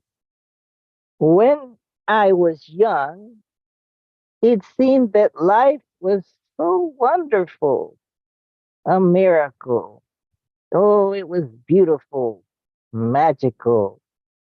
And all the birds in the trees, they'd be singing so happily, joyfully, playfully, watching me.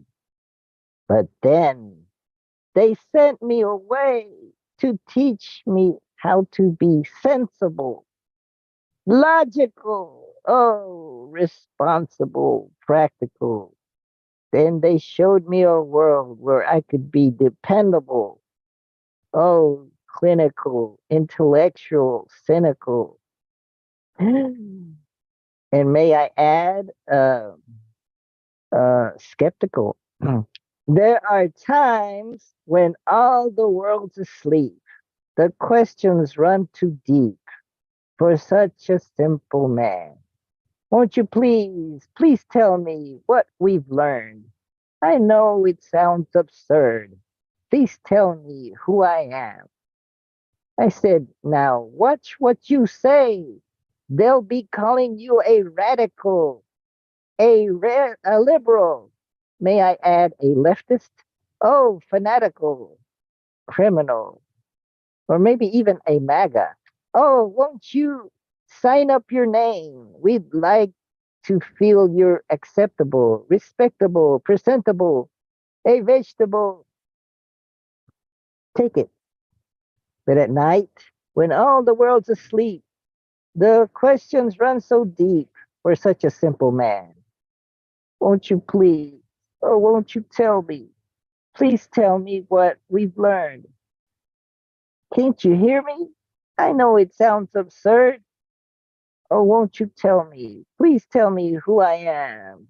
Who I am. Who I am. Who I am. And now I'm feeling so logical. Now today I'm feeling digital. And now I'm feeling AI and chat GPT, chat GP, chat GTP. Oh, yeah. 1, 2, 3. Oh, it's getting unbelievable. So that's the logical song by Supertramp. That's I'll make that the theme song for Wake Up and Think Clearly. Mm. Iro and the rest of the group were studying Fritjof Capra Oh, today at 3 p.m. Here's our event.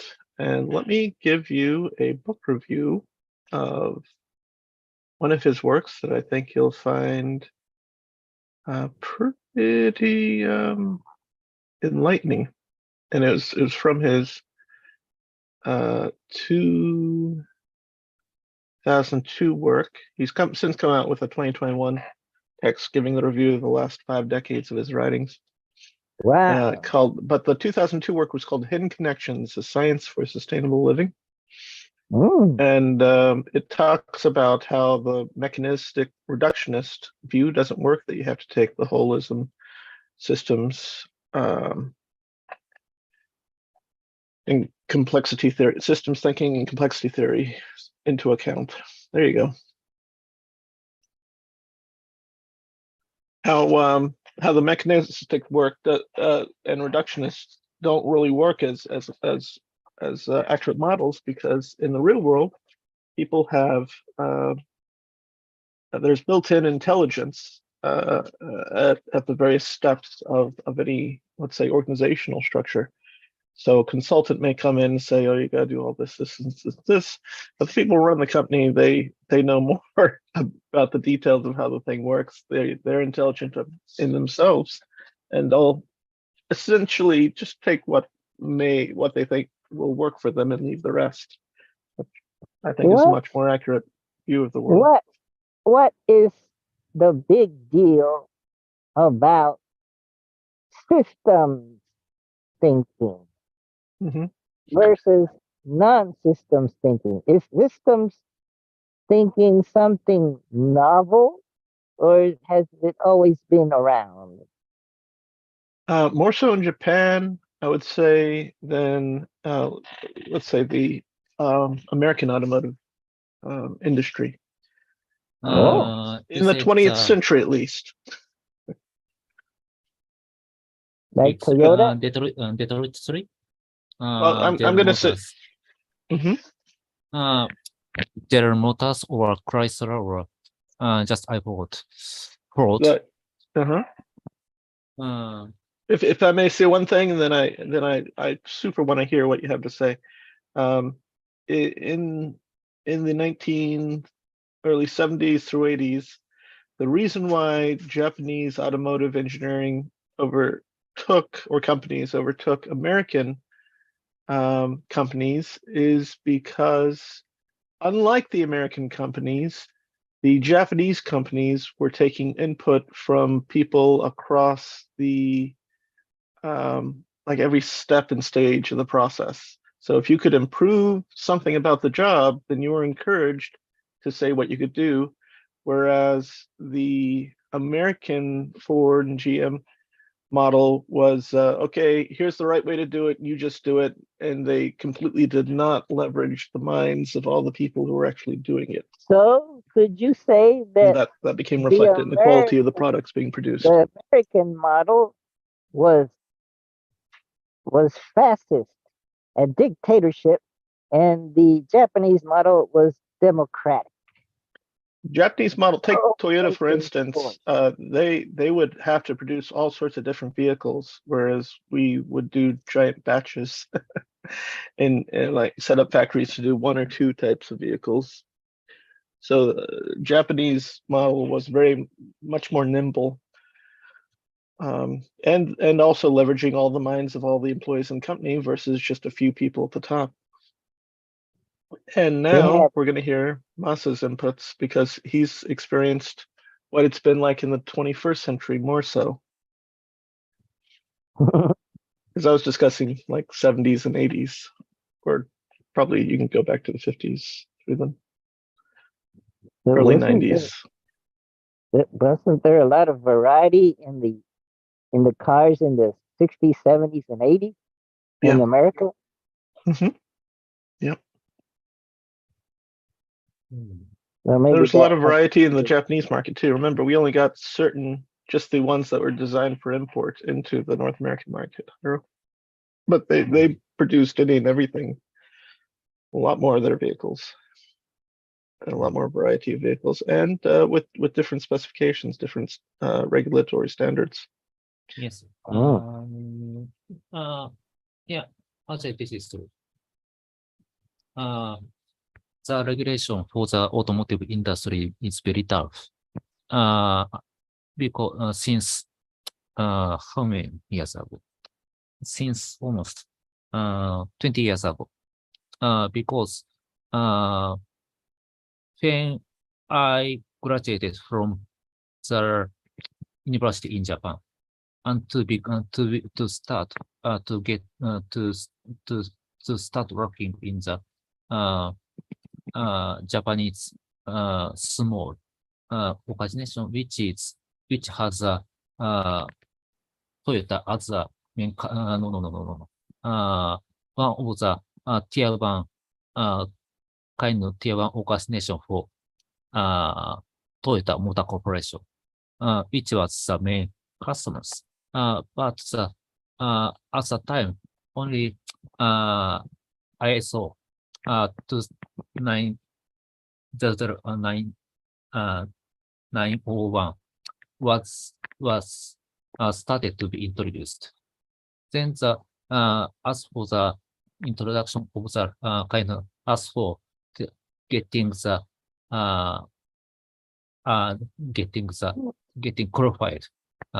qualified of the standard, the small organization where I used to be working was making a strong effort. And also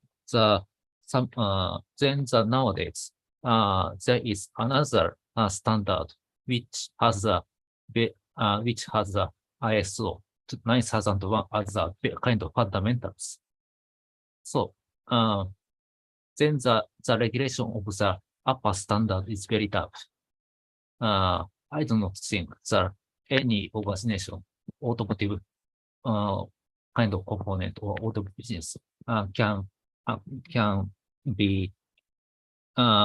obey the any procedure actually.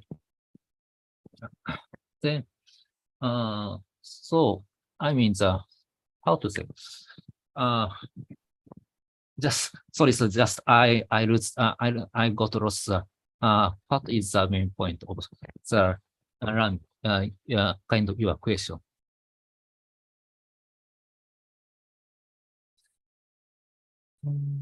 So how? So the question was, what has Japanese automotive engineering been like in the 21st century? It sounds like you've worked primarily in the 21st. And I was describing an earlier era, and what you have said so far in response that I picked up on was the fact that that the regulations became a lot heavier, I guess, for safety purposes.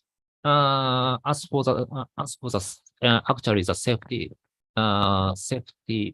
for the kind of automotive itself, and also the keep the better environment for the any kind of employee who are hired by the organization or president of the organization, because especially in the small business or mid business in Japan, the treatment for keeping the safe environment is not so good. So there are sometimes big negative incidents, such as the person was pressed by the how to say molding, the mold, or the person was heavily was passed away by heavily injured by the just liquefied liquefied iron. Okay, so now you're talking about the specifics. You're mentioning the incorporation of nickel-fied iron, and Actually, as for in order to we have a process. Actually, the system to drive the any vehicle by using the using the gasoline. Just I forgot the technical word. could you type that word in the chat so that because I'm having a hard time Just understanding what that word is. nowadays, we can see the EV, which is driven by the electric kind of electric motors. Hmm. Then then second is the hybrid system, which Toyota kind of start introducing the market by using the vehicle named as a Prius, which is kind of the system, the hybrid systems, such as when the vehicle get started to run, and the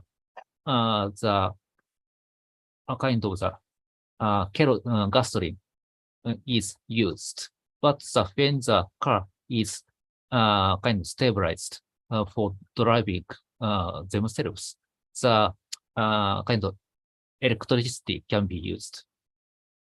Right. This is Yes. and this I is a kind of experienced hybrid that system. in late July. I drove a 2023 Toyota RAV4, which was Yeah. both hybrid and did lane corrections. Yeah. Then the final one is combustion systems. Internal combustion systems, just I remember, which needs just the engine kind of completely made by the iron ore. Just the engine can be made by the iron. Yes, iron. Then in order to make the parts, we have to use the big. How to explain the big Amps. the system to make the iron ore to become the just water, just liquefied version of the iron. Right. Called in the United States, we generally call them steel mills. Okay. So during this process, there are a few kind of the bad kind of the accident happened among the smaller mid business of the this process, because the protection for the employee is so kind of poor. Then Sorry about that. if the very heated liquid iron is kind of dropped on the human's body, the person should be face a disastrous situation. Yeah. Very serious kind of the injury. Yeah. So you're talking about you had mentioned the regulations not only to make safer products, but also to create safer factories, working environments for all the people through up and down the supply chain, from producing the steel that goes into the cars to perhaps the factories wherein make things more ergonomic and safe and good places to work. Anyway, actually, our discussion is taped by the kind of video taped by the YouTube. So therefore, Yes. I cannot get some more deeper stories on the technical kind of point of view. That can be appreciated, yes, and it's good that you're aware of that. Wouldn't want to get you in trouble or cause any people to lose any money. Very good. Well, I mean, we can talk about the generalities, like the incorporation of Kaizen. Is my pronouncing correctly? Kanban. There's Kanban. Kanban is one system which can benefit the actually the customer by by asking the kind of uh, the kind of streamline the any systems. There is a customer and also the customer and also the manufacturer. So in order to make it the Kanban system, the customer like the tier 1 of the Toyota Motor Corporation and also the tier 2 of the Motor Corporation have to be kind of get in kind of get the very kind of very close, very good communication. Because when this main meaning of the Kanban is to reduce the customer's inventory by using the Kanban, which has a pass number and also the amount of the pass. Then the Kanban system asks Kanban system stimulate or ask the tier 3 like the tier 3 customer tier 3 kind of factory or organization to deliver a kind of load the any parts to the trucks. As customer asks the number of the parts and also the number of the load, then the truck have to be reached or have to be arrived and reached to the customer's factory on time. If the truck cannot be reached, can be failed the place on time, there should be the punishment for the kind of tier 3 company from the tier 2 company. Then so by making the Kanban system, the tier 1 or customer's inventory can be totally streamlined to the maximum kind of the maximum limited maximum limited number of their inventory.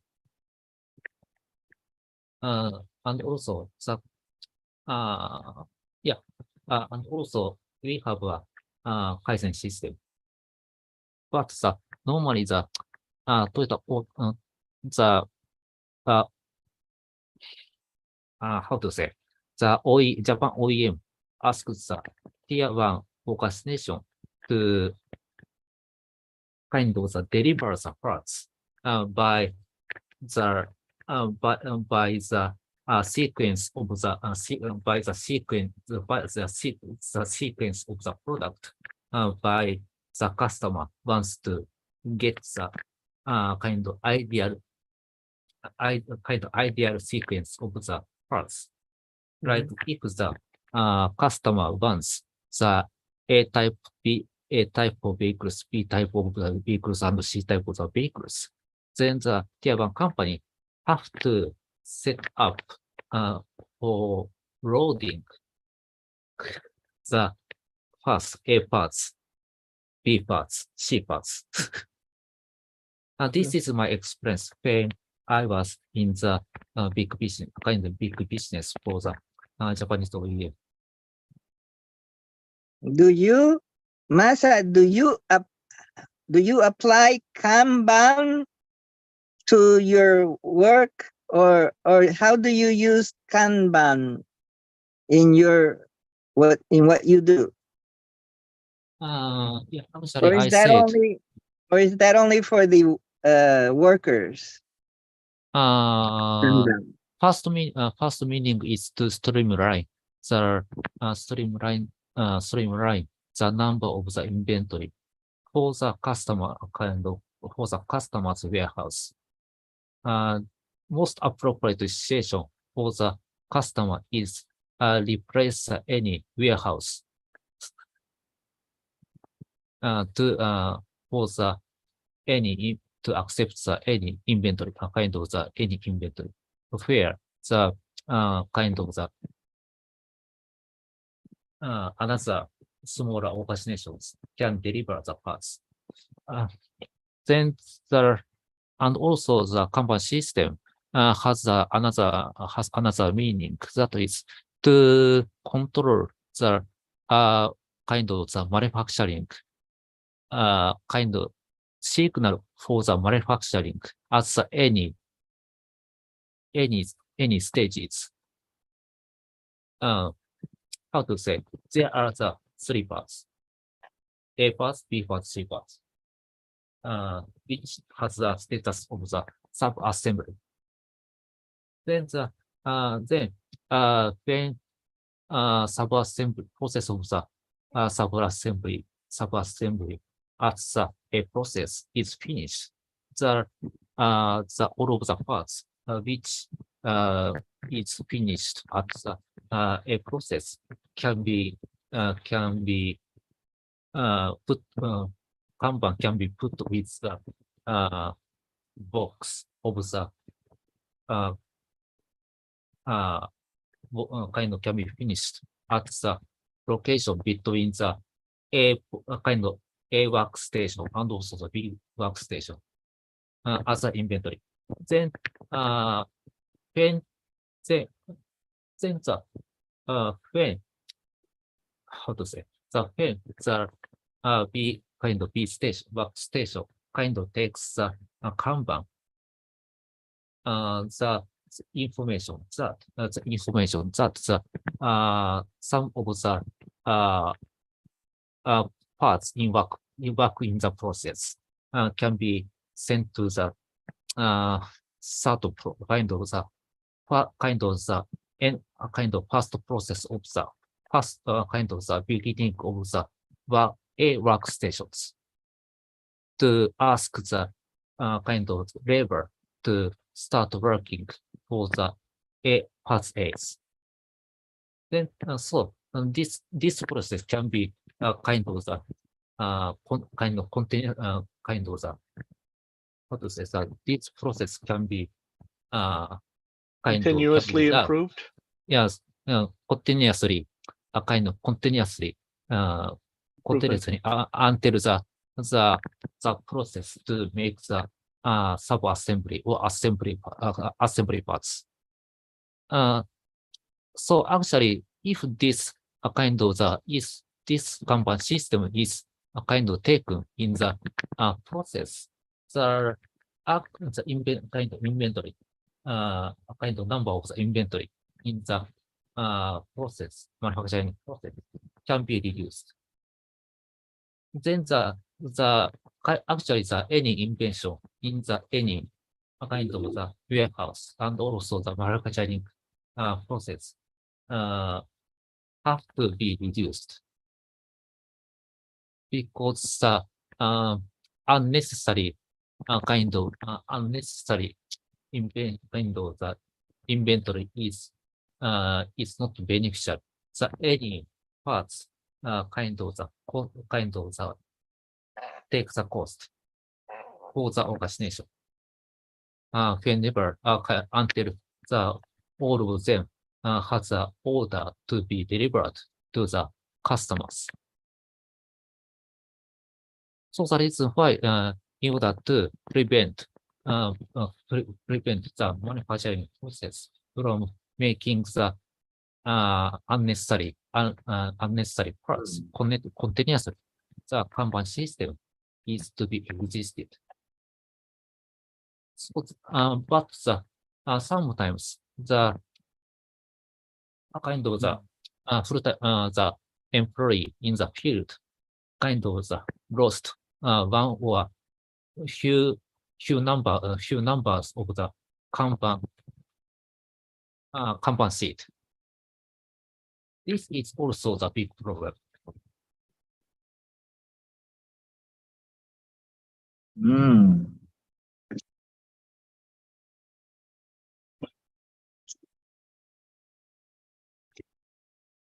By the way, I'm not an expert of the Kanban system.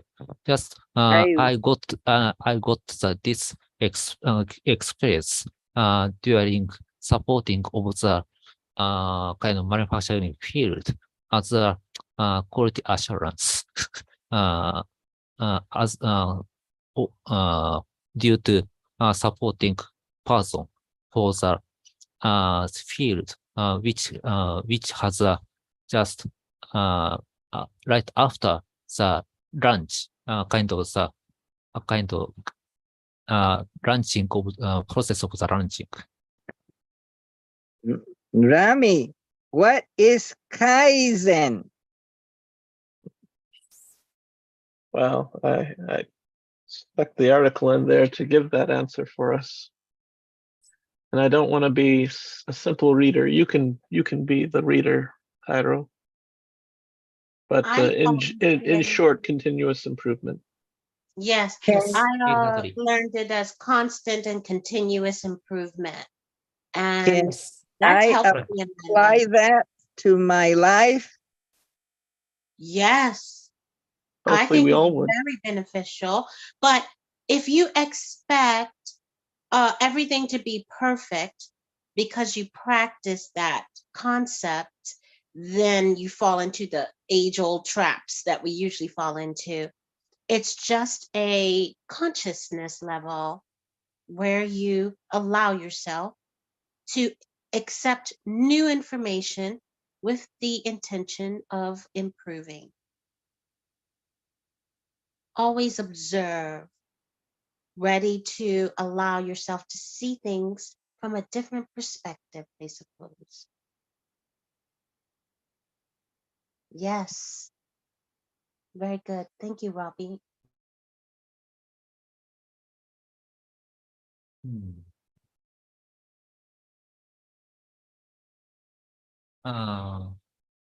Do you want to know the Kaizen system? By the way.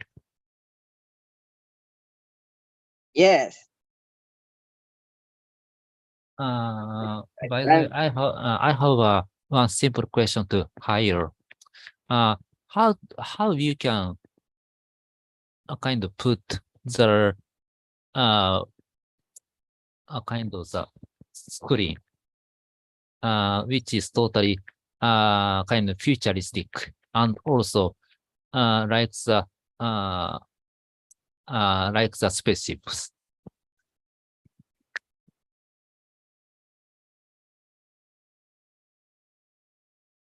Like this? Yeah. Wow. I'm in space. There's the solar eclipse coming. Okay. Like that? Yeah. How to say? Kaizen. Actually, the Kaizen kind of the Kaizen activity got started at the manufacturing field in the automotive industry. In order to reduce the cost and also improvement of the environment where any employee can can work or have to work have to work. But because Kaizen system should be done multiple times because if please consider if there is if there is manufacturing field and the floor has a lot of electric cables, you may be how to say a kind of you may be trapped by the electric wire, which has not been kind of stabilized by using any tapes. Then at first, you can kind of you can stabilize the electric kind of cable by using the tape to put the on the floors. This is one of the kaizen. But the how to say? But actually it is almost counter kind of initial countermeasure. When we kind of made the effort, then we can kind of get the new idea. Then we can get the new idea. We can kind of make another effort to reduce the cost of the time, and also kind of prevents any employee from having an accident during their kind of working times. So therefore, Kaizen is done by multiple times. Not that we cannot finish just one single time, only the one time. Then nowadays, this Kaizen system can be taken by any industry, not only the manufacturing industry, or just not only the blue collar industry, or white collar kind of people in the white collars. Can Kaizen be used in government? By government? I don't know. Yeah, because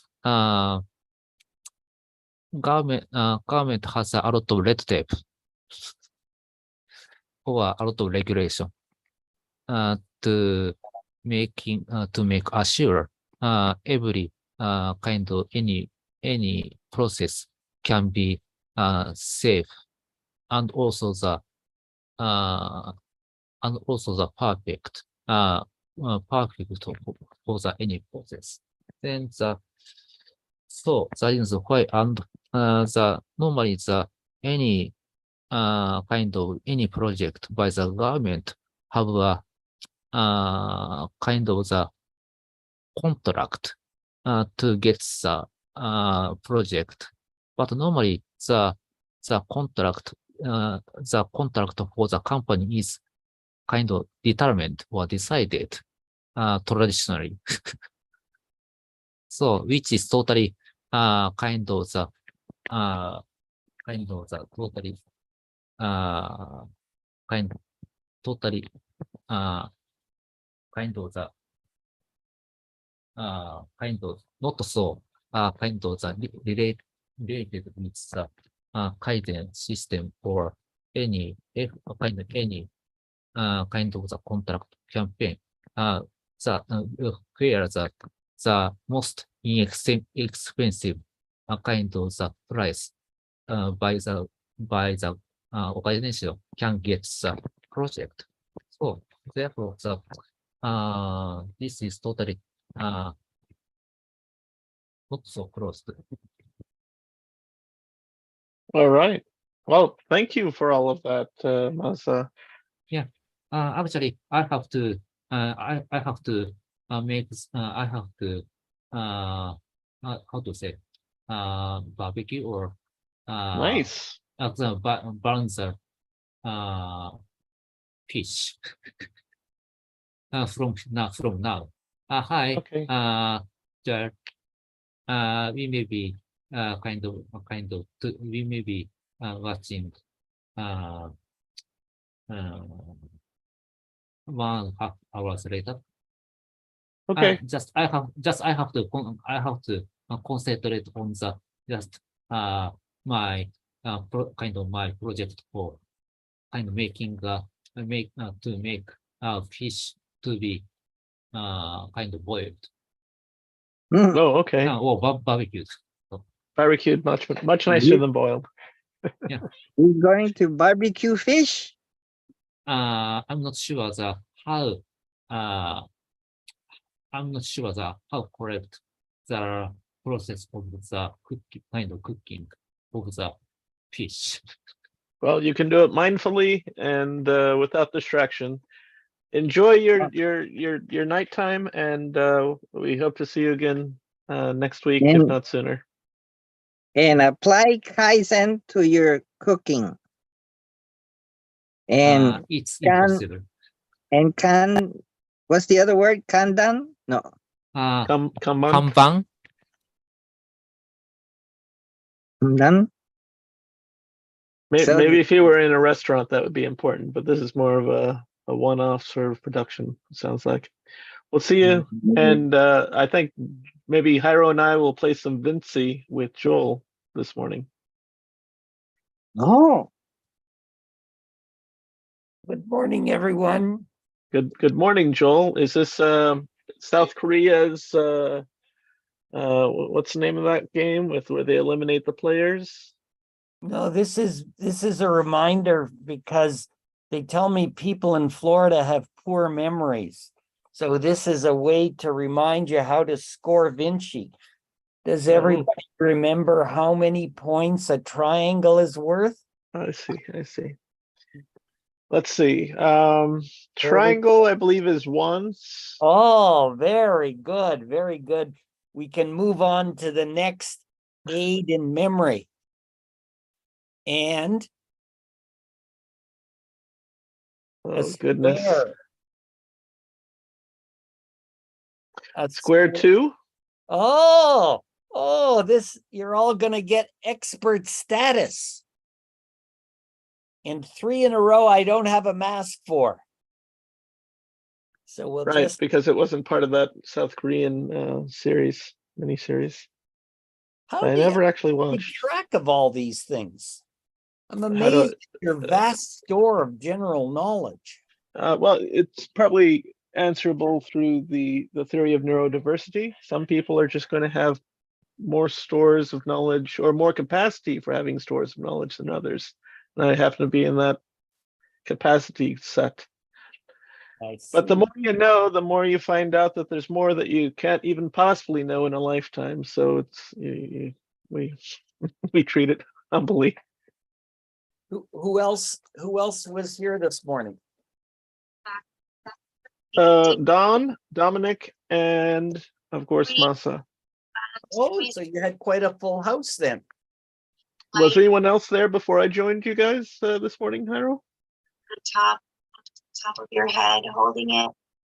Are you in a Zoom meditation, Jairo? yeah. Okay. What's a Zoom meditation? Well, apparently he's operating 2 Zooms at once. He's probably got another device connected to a Zoom Oh. session. They're doing some sort of Ah, body-based meditation, some yoga. Backwards. yoga practice. Ah, oh, I have to squat. Good for you. Oh, Jairo turned 64 last week, so Really? lovely. Yes. Hyro, 64, man, you're getting up there. Another Oh. decade and a little bit more, and you'll catch up to me. I'm feeling more kinds of pains I didn't know existed. Yeah, I guess you are 64. I'm 46 and I'm feeling all sorts of pains, but that could be because I run my, not so much the years as it is the mileage. I've been running my body really hard lately. Doing what? Well, this past week my wife has been training for a work-at-home job, but in Altamont Springs, and to get to Altamont Springs, we have to. It's not a difficult drive except for the traffic part, which you always have to be aware of. But we have to pass through Winter Park and then Castleberry, and then you're in Altamont Springs. It's either 13 or 15 miles one way. But I've been having to do it 3 times daily for the last 5 days, and then take my wife, who's of course wheelchair bound, so I'm moving her out of the car into a chair, and then I'm coming back and I'm taking her to the bathroom, which is normal. But by the time I get to her, oftentimes she's already wet a diaper. So having to operate within a like bathroom stall to get everything changed is a little bit challenging. I've probably hurt my back at least one time in this process. So, and then I would do that again a third time to go pick her up again. So if it's 15 miles one way, it's 90 miles a day I've been driving for the past 5 days. And then there was a cherry on the cake because the one who takes care of our 9-year-old during all this, she likes to take a Peruvian dance class on Friday nights down in Kissimmee. So after all that driving, we loaded up and went to the Peruvian dance class, which is very fun to watch. We use the Moabite, the whole lower area, whole day. Though we just catch the maybe beginning and end of it. But they're going to go and do performances, Hyro, in Longwood and Kissimmee. So maybe you can catch the Longwood. I think it's Team Peru or something. I'll try to get you some more details how they're going to perform. They're really quite impressive in their moves. Yes. Busy guy. Yeah. Well, I mean, aren't most people in their 40s? Yeah, I guess so. I get tired just hearing about it in my 70s. I'm really looking forward to the next decade. Yeah, you'll be less enthusiastic for the following one, I fear. Oh, well, I don't know. Hopefully not. Hopefully, depending on how the 50s go, because I have aspirations and I really want to pursue them, and I'm trying to knock down all the barriers to being able to pursue them.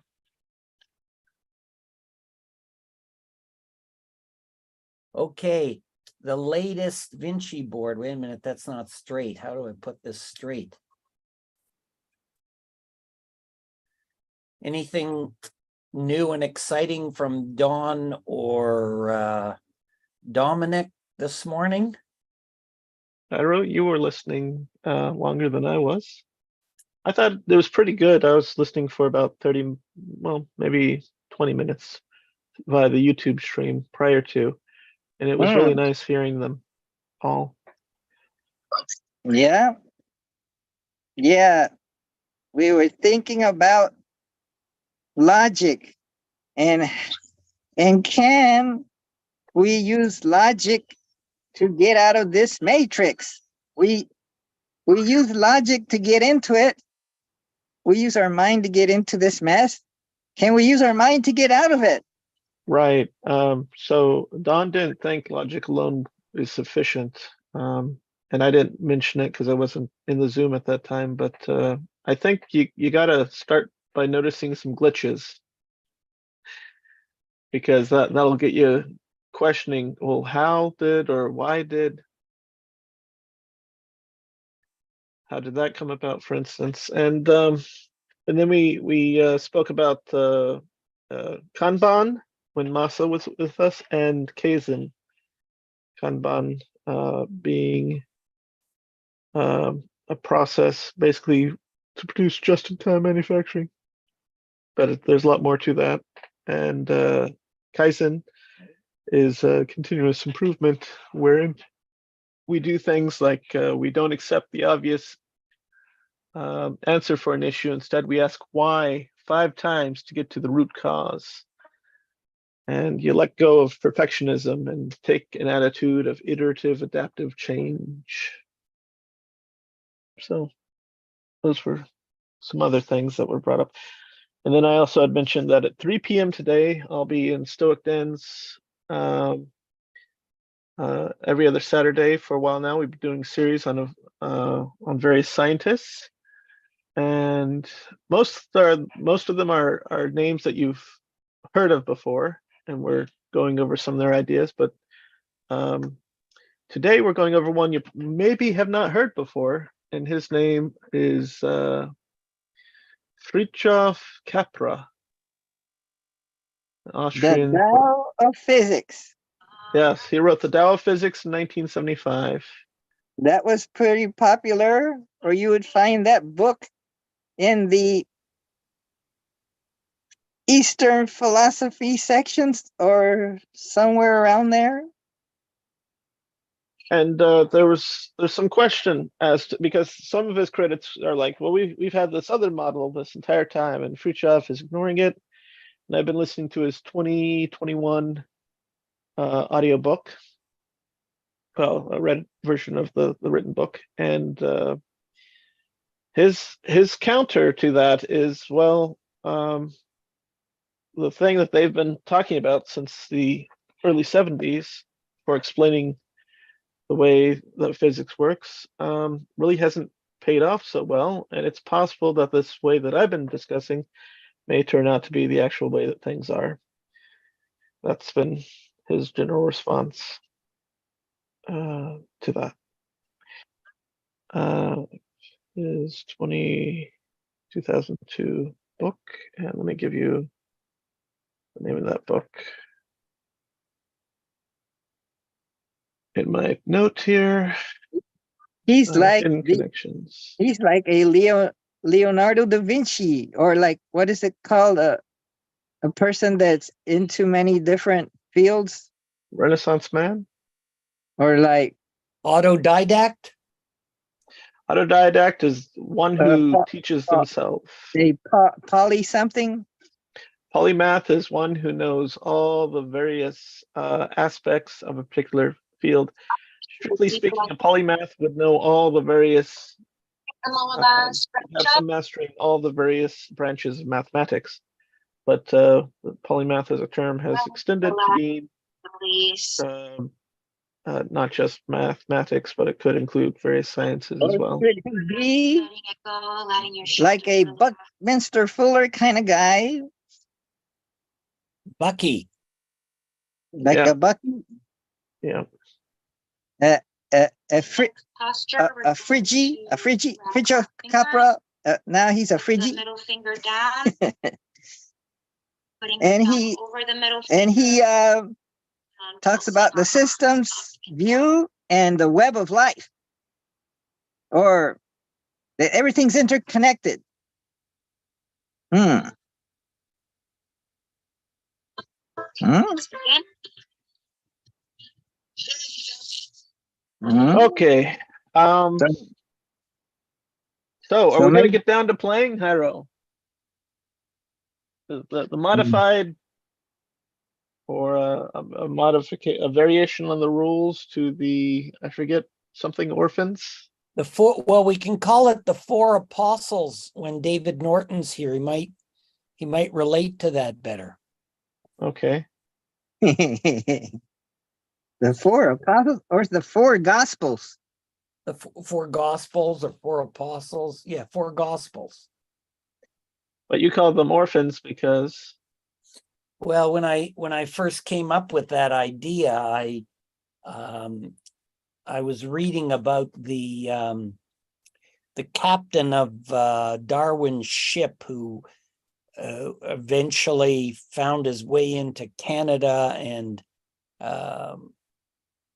was going to go to debtor's prison, and he threw the captain over the ship and hijacked the ship, and he had 4 children, 3 daughters and a son. Robert Fitzroy. Could be, yeah. I can't remember his name now. My memory's not as good as yours, because I'm not as young as you. Oh, Probably that time I not as used good-looking. Google. Oh, okay. Okay, so is Hyro able to distract himself long enough to make a move, or he's doing his exercises? He was also the second governor of New Zealand, interestingly enough. I I remembered the multitask. Beagle was the ship. That's why I found the answer so fast. I can play while I play exercise. Okay, let's test that hypothesis. Who shall I roll the dice for first? Let's roll the dice to find out who rolls the dice first. Okay, so I'm rolling for you then, Hyro. I've just rolled the dice and they said Hyro rolls first. 8, 10, 12, 17. Exactly the number of spaces on the Vinci board. Mhm. Rami, Yes, Joel. 11, 16, 21, 23. Okay, so Rami wins the roll. So you get to decide whether you want to go first or second, Rami. I'll go second. Second, okay. You also get to decide which color you want to use for your score. Today, what are the color choices? Black, Mm. white, red, yellow, green, and blue. I'll take Hmm. black. Black, the Black Knight for Rami. And Hyro, what color will you choose? Green, so it matches my room. Green. Green for Hyro. There are no 5 players here today. We are in the first inning of the first game of a Canadian game. Hyro, it's your move. I'll move to position 1. Upper or lower? Lower?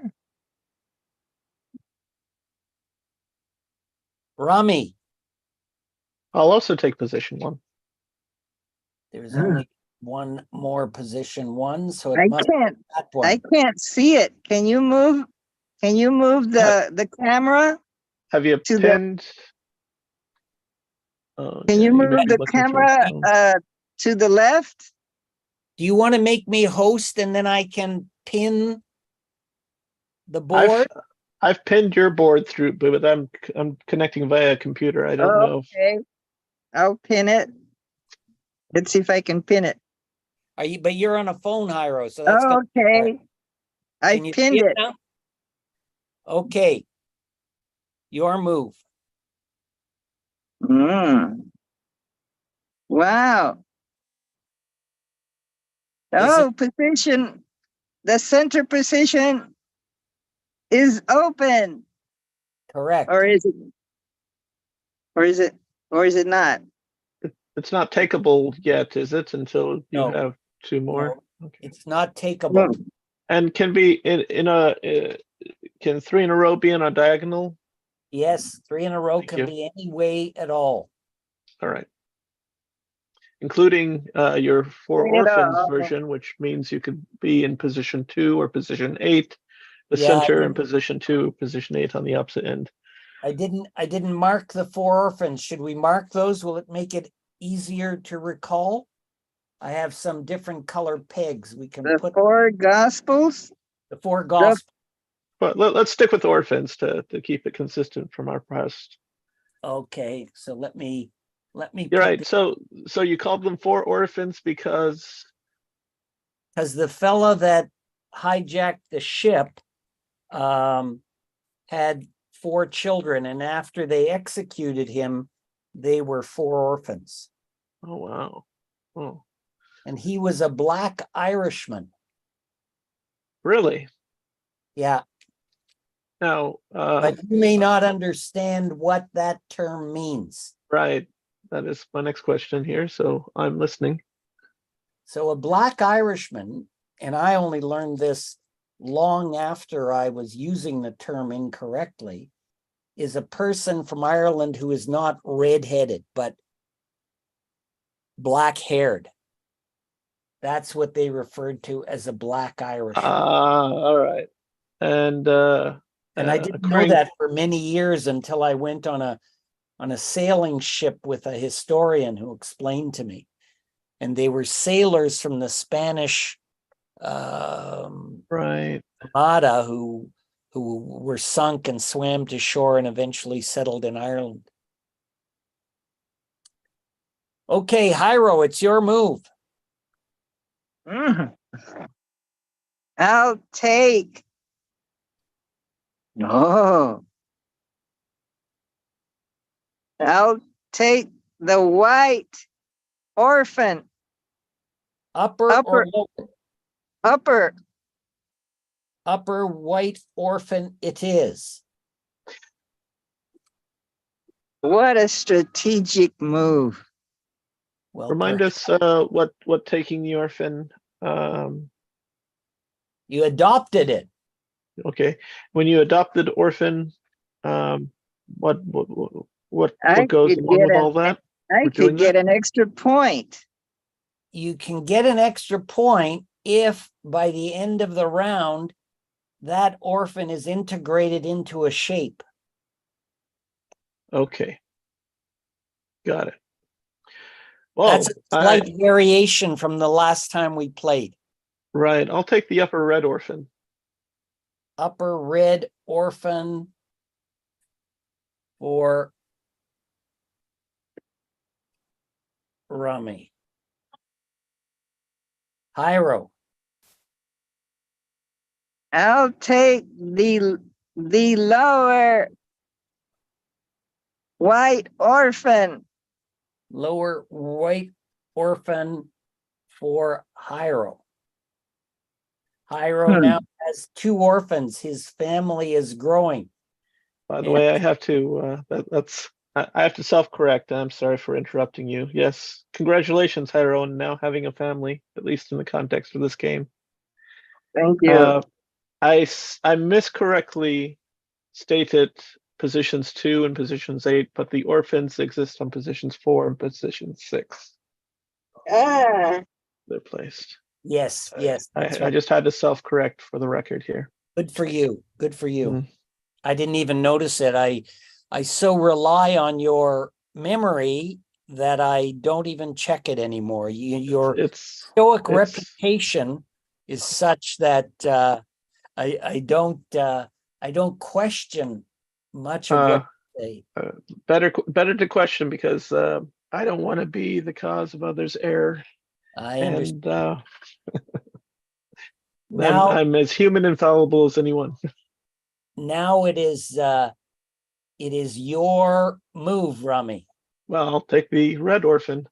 The red orphan for Rummy. So each player has a board family. and That's what my son keeps telling me. I'll take the coveted position. Is that position 0? Yes, the center. So just Position 9, I believe. position 9. So Although, Oh, There- 9. yeah, there are 3 in a row. The center is now taken, and Rummy, it's your move. Oh, I was Oof. thinking in binary number system, so it'd be 0, but it's 9. right, 0 to 9. Yeah, you're 0 to 8. You're correct.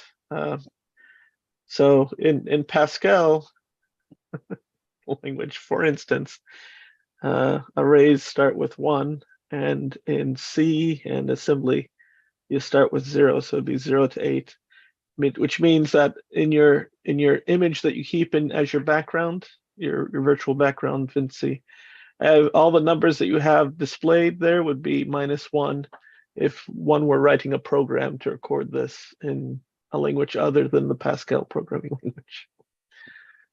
All right, so I will logically take position 5 on the upper 5.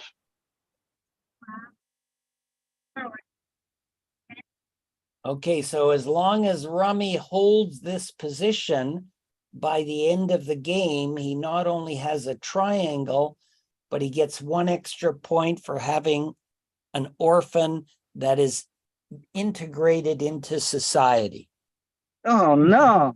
Yes, But you don't, you're against that? just doesn't want you to get the points. Oh my goodness. We'll be all Yeah. right. I'm It's a okay. trumpet. Oh, what does that mean?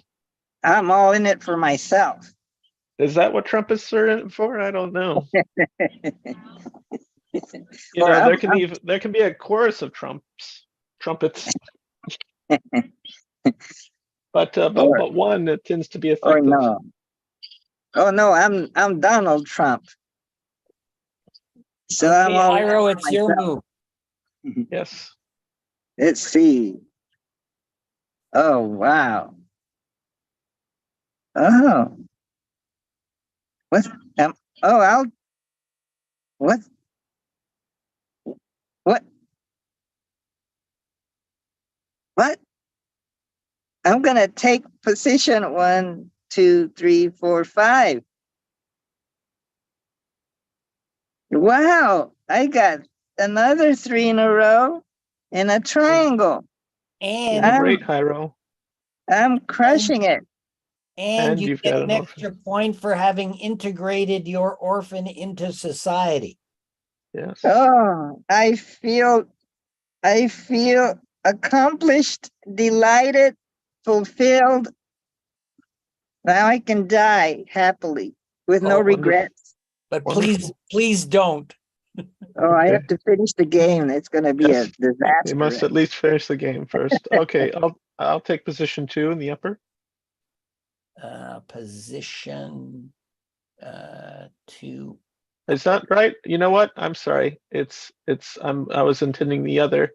What you gave me was the logical response, but I'm not necessarily playing the logical response here. Sorry. Now I'm confused. So is it supposed to go in counterclockwise always? Correct. Um, 1, 2, 3, 4, 5, I was 6. counting from the other Wait a direction. I'm minute. sorry. If that's the way we're Wait a going minute. around, yes, Wait a minute. That's there's a wrong. transmission error. You're going Who? clockwise. Yeah, that's the thing.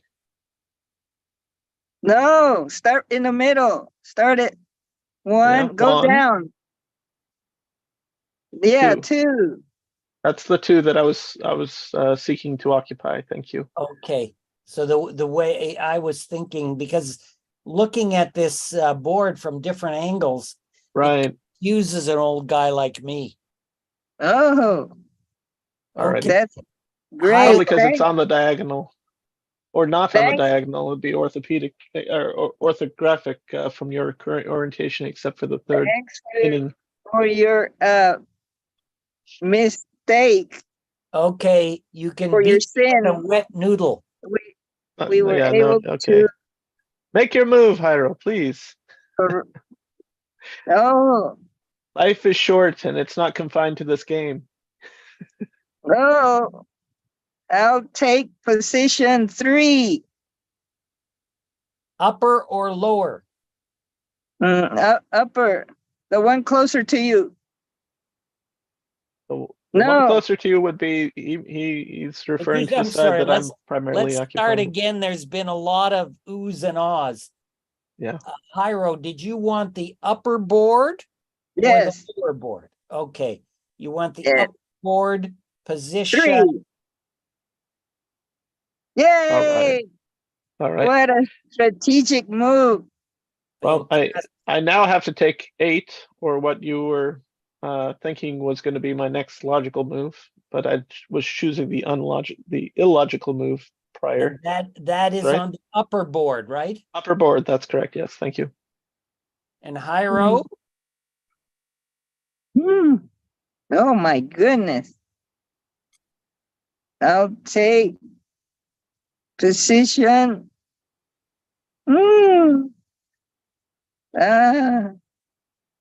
I guess I'll take, let's see, 1, 2, 3, 4, 5, 6, 7. 7 in the lower. Very logical move, Hyro.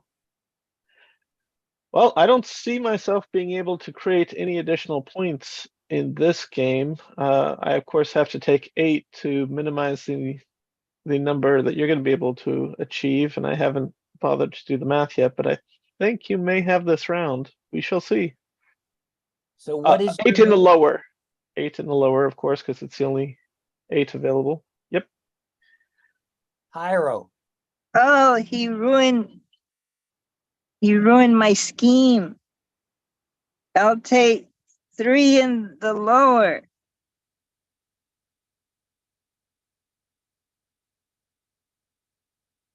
Rami? 2 in the lower.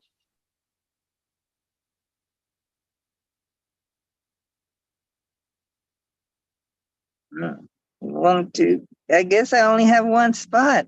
That's it. Okay, now.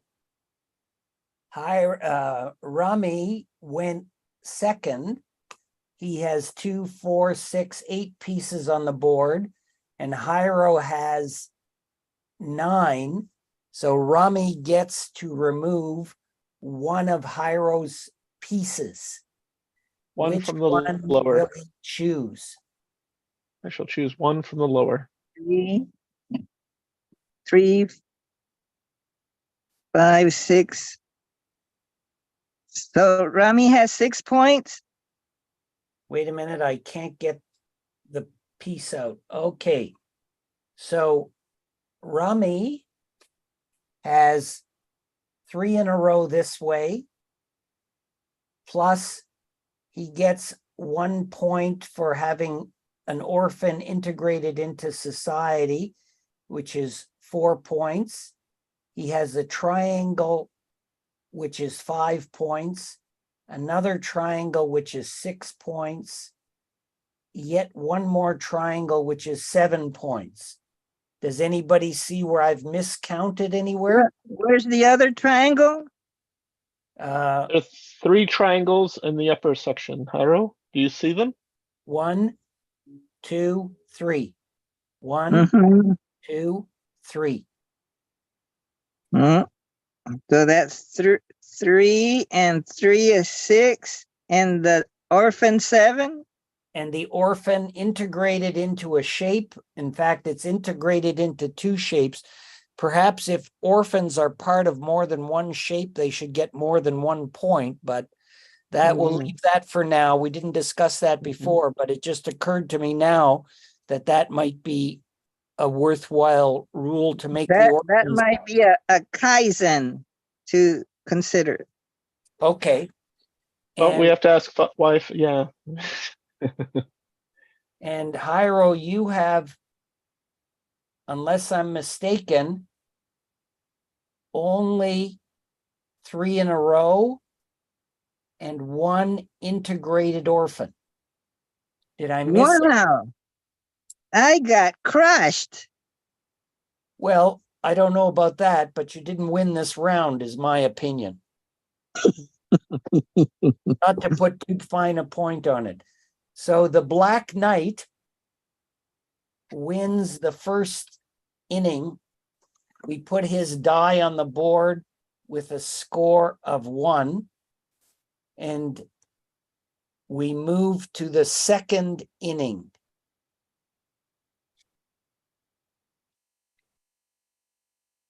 Okay. Since Jairo went first the last time, Rami goes first this time. 1 lower, please.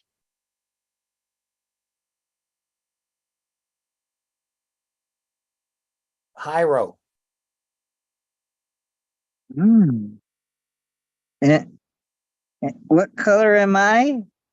You're black this time. I'm not green. Your dice is green, but your playing pieces are black. Oh. Okay. Let's see.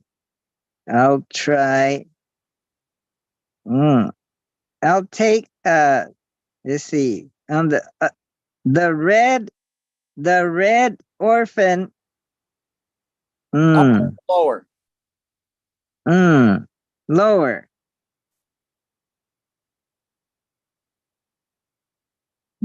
What a strategic move. Oh, clever. Yeah. All right. I will. I'm going to shift my strategy and take 1 upper. Hmm.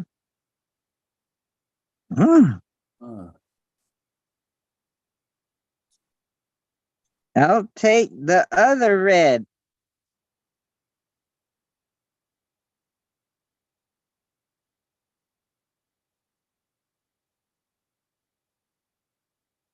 All right. Continuing a radical departure, I'll take position 9.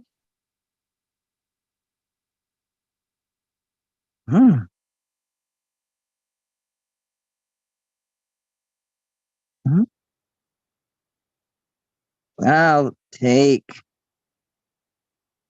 mm, position 3. Upper or lower? Hmm. Hmm. Upper.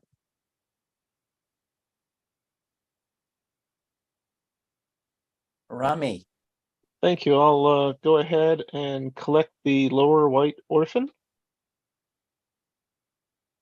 whoa, that was unexpected on my part. Hmm. Hiro,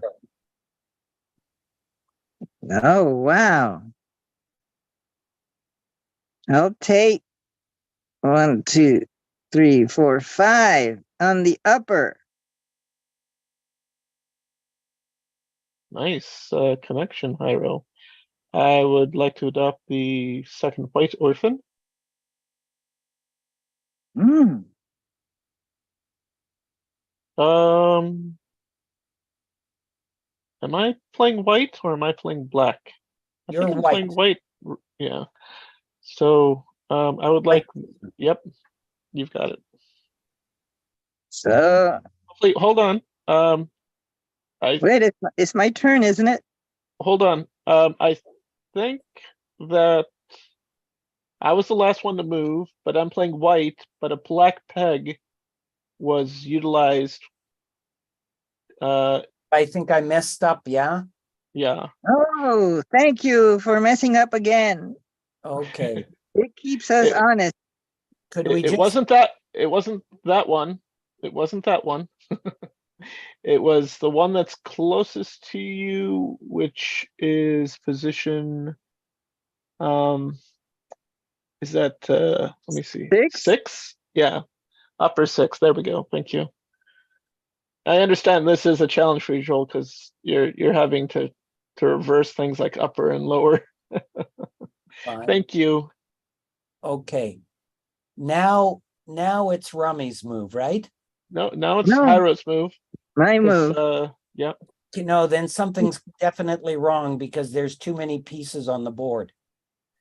Hiro's already got 5 pieces. Or you've already got 5. Oh, okay, yeah, sorry. Yeah, you're right. You're right. Oh, Hiro, one of them is an orphan. So the problem was using white for orphans. yeah, we'll have to get another color for the other orphan. Oh, and there's a whole thing about how we switch colors, or alternate colors in the rounds. Okay, Mm. I Oh, can so understand I'll, why.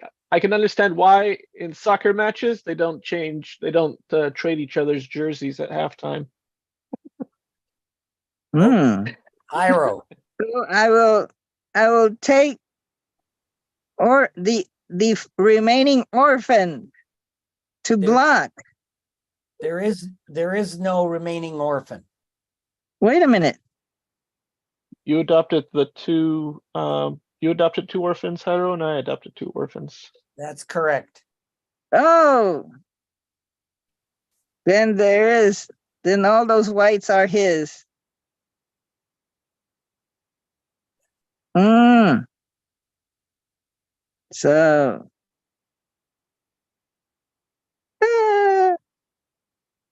so I'll try let's see, one. Oh, is that 1, 2, 3, 4, 5? Number 5 on the lower. Hmm. Rami, Mm, All right.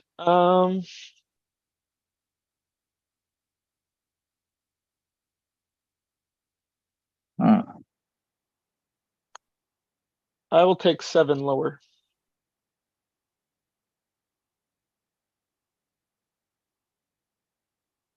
mm, Hiro, mm. Let's see, 3 in the lower.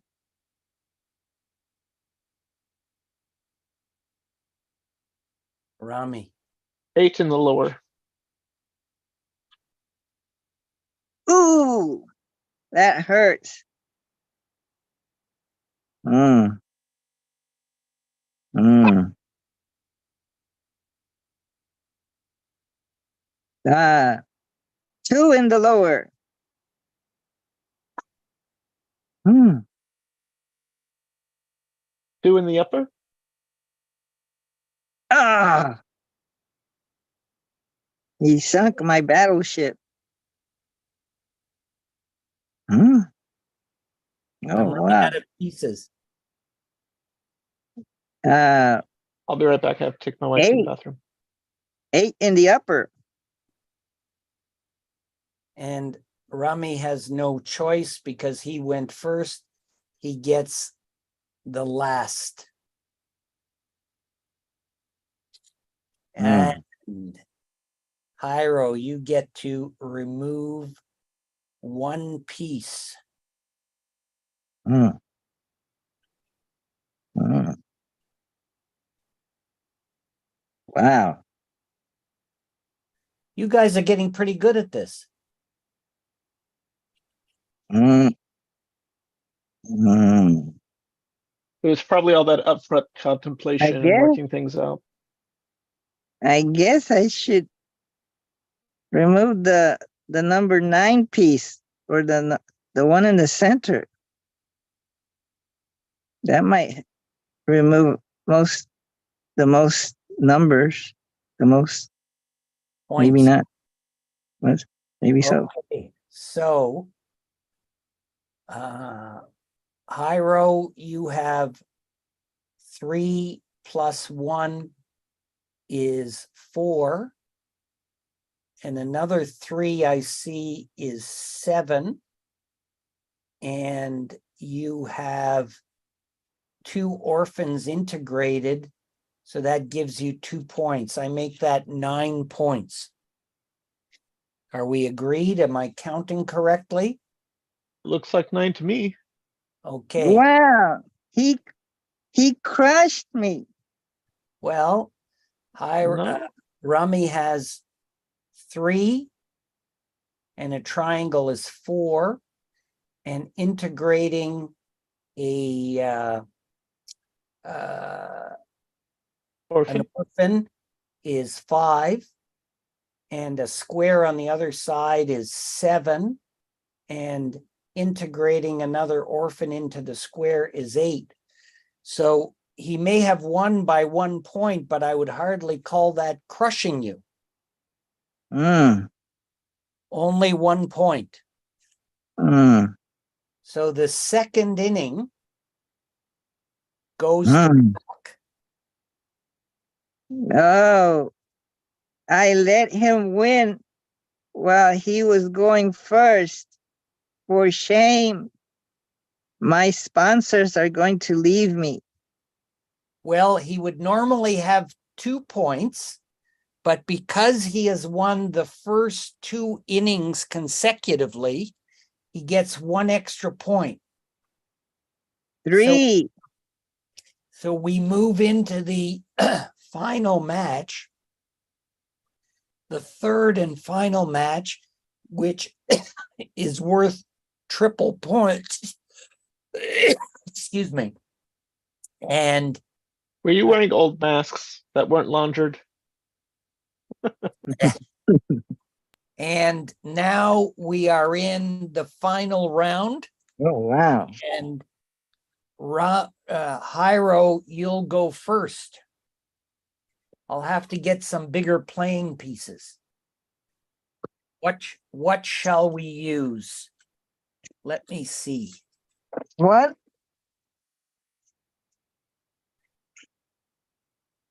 What strategy shall I use? I'm going first. Yes, I'm afraid you are. Let me put in the 4 orphans just to keep that straight. No, don't use white. Use yellow. See if I have yellow. I think the yellows are too small for the holes. Let's see. Mm.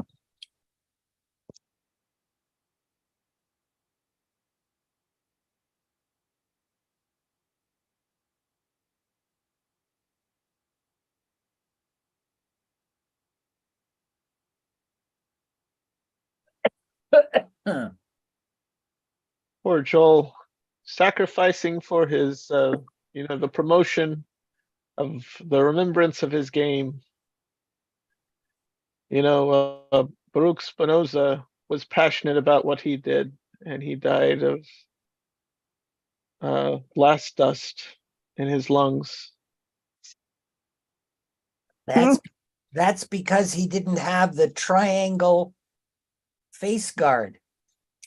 The trouble with those triangle face guards is that A, they can hold bacteria, and B, they also increase the amount of CO2 that you're taking in beyond what is safe.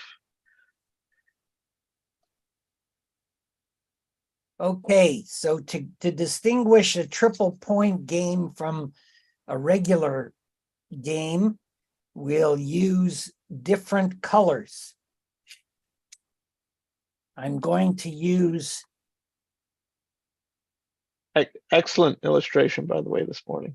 Got to give you kudos for giving us a way to remember to quiz us.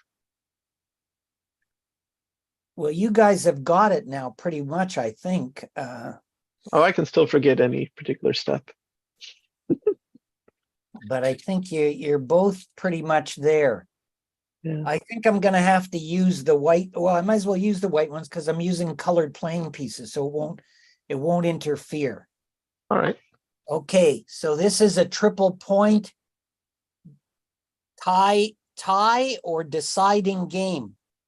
Now remember, if the winner of this game is the same as the winner of the first two games, he automatically becomes the winner not only of the Canadian game, but of the American game, which is played in 4 innings. Mm. So you Really? will, yeah, well, American game is 4 innings, Canadian game is 3 innings, with the last inning counting for triple points. The American game has 2 final innings, each worth 3 points. Mm. So if you were to win it, there would be no purpose in Jairo playing the 4th game because there aren't enough points left. However, if we were to tie this, if Jairo were to take this, then it'd be 3-3, and we would have cause to convert this Canadian game potentially into an American game. Essentially, that's exactly correct. You would have an American game or a Canadian game with a sudden death overtime, and Sudden death, however yeah. many points it was worth wouldn't matter. Mm. Okay, so Jairo, I think you're first, and I think your color is purple, but I think he's fallen asleep. No, he's Yeah. still here. Okay. Put me in position 1.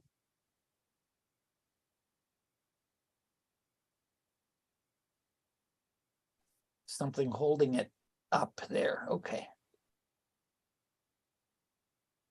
Okay. Rami, you'll be green this time. I'll do green on the opposite end. Position 1. Thank you. Jairo. Oh.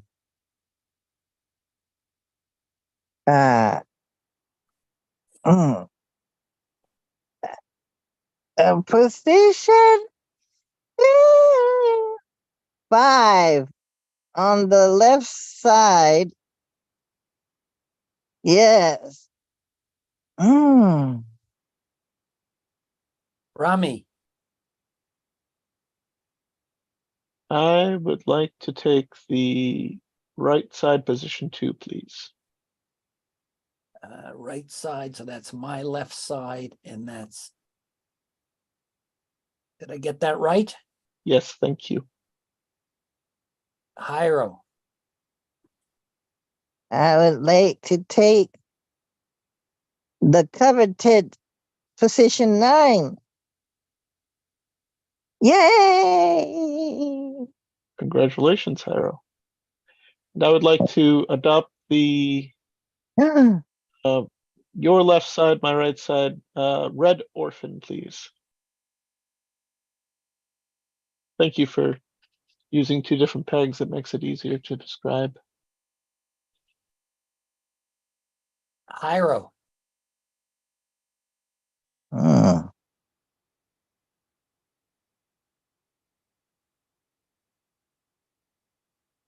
One, two, three, four.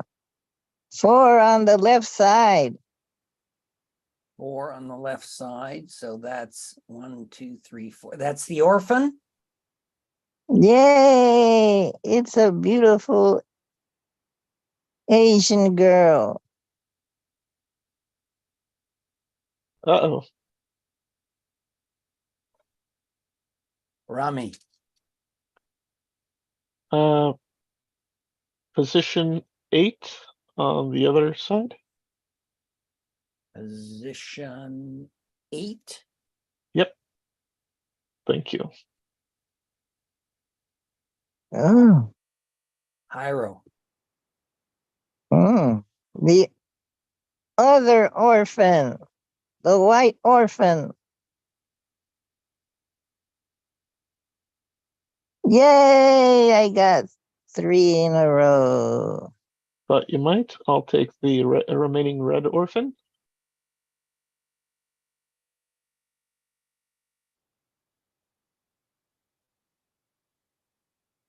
Uh-huh.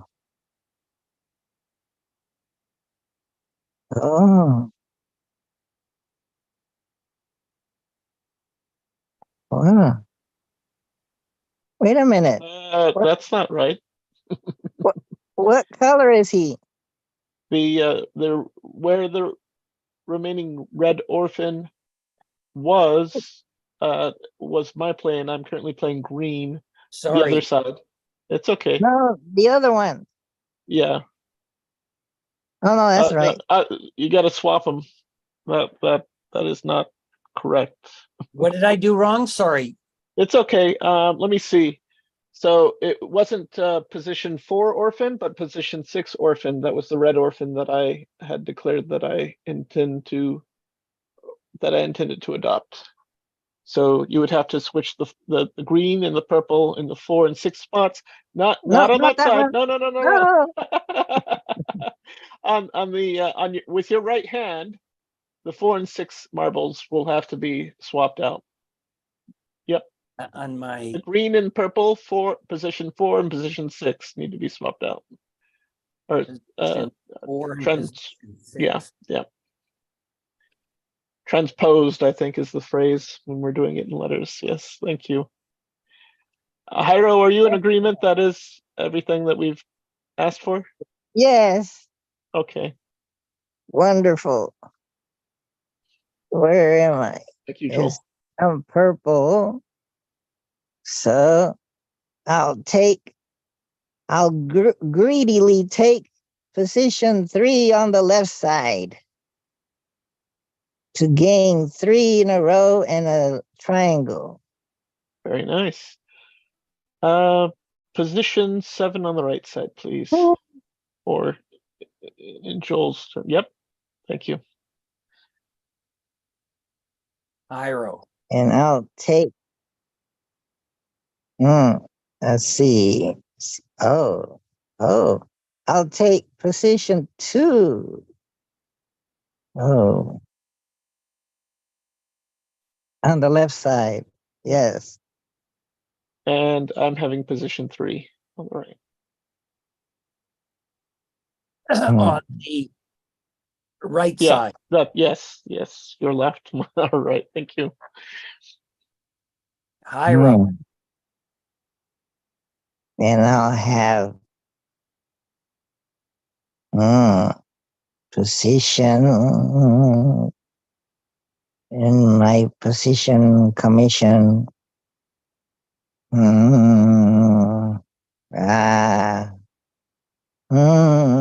Position 8.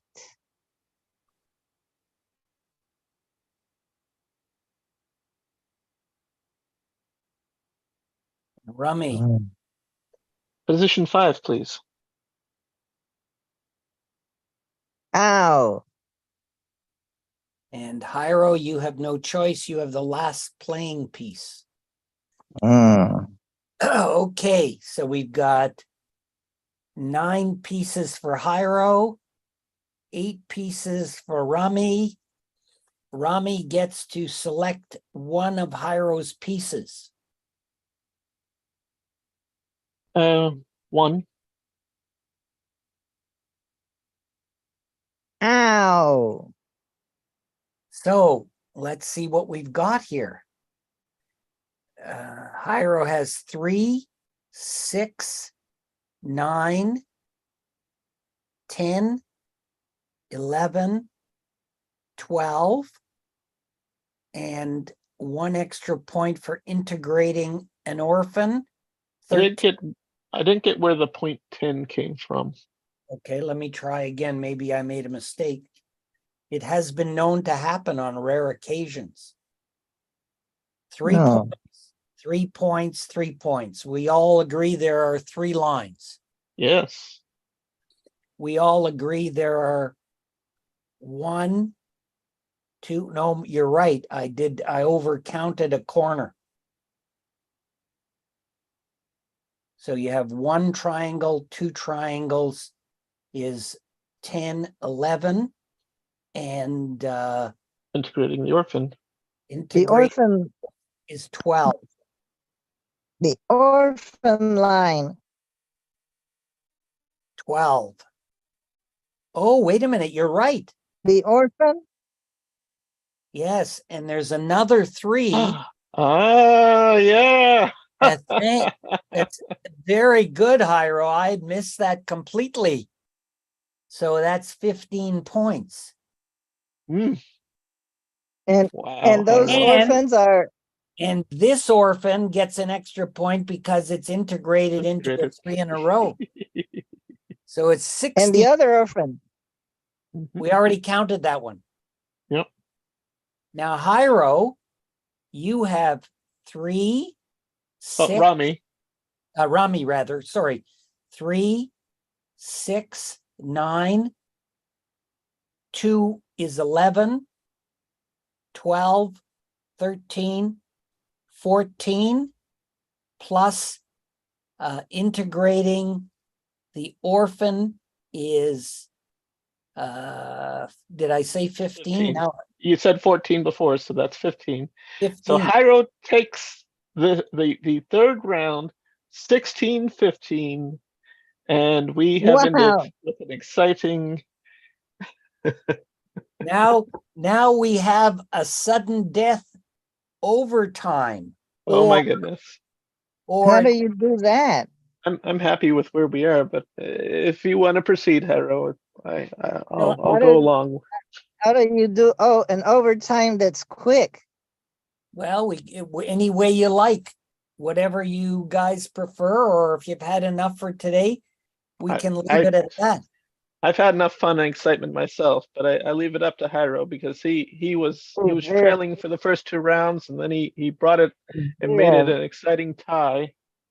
If you want to Is go there- further, I'll be there for you, but you may not like the results. I don't know. Is there a mini Vinci board made up of, instead of Let's go check. 9 on the left side, 9 on the right side, it'd be 4 on the left side and 4 on the right side? Not that I know of. Could I that be don't know how played?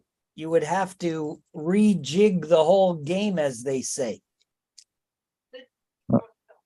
A tie-breaking board consisting of 2 squares touching each other. It would be counted 1, 2, 3, 4. It sounds like people have had enough excitement for one day.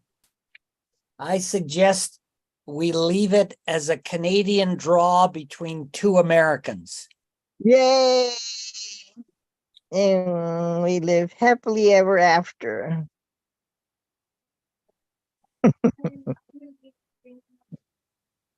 Well done, guys. You've really got the game down. From the bathroom. Snipe at the person you're live on. What's No. Thank you. Thank you. Ah, Well done, guys. By the way, this is the first time this, I feel like I am thinking clearer now. I am thinking logically now. I am thinking Vincially now.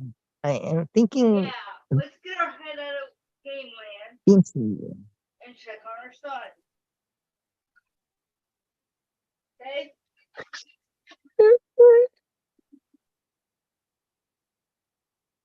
And my consciousness has expanded. do you, I see Vinci boards everywhere. Even when I look at the molecular structure of water, I see a Vinci board. do you feel that you now If have I a PhD in Vinciology?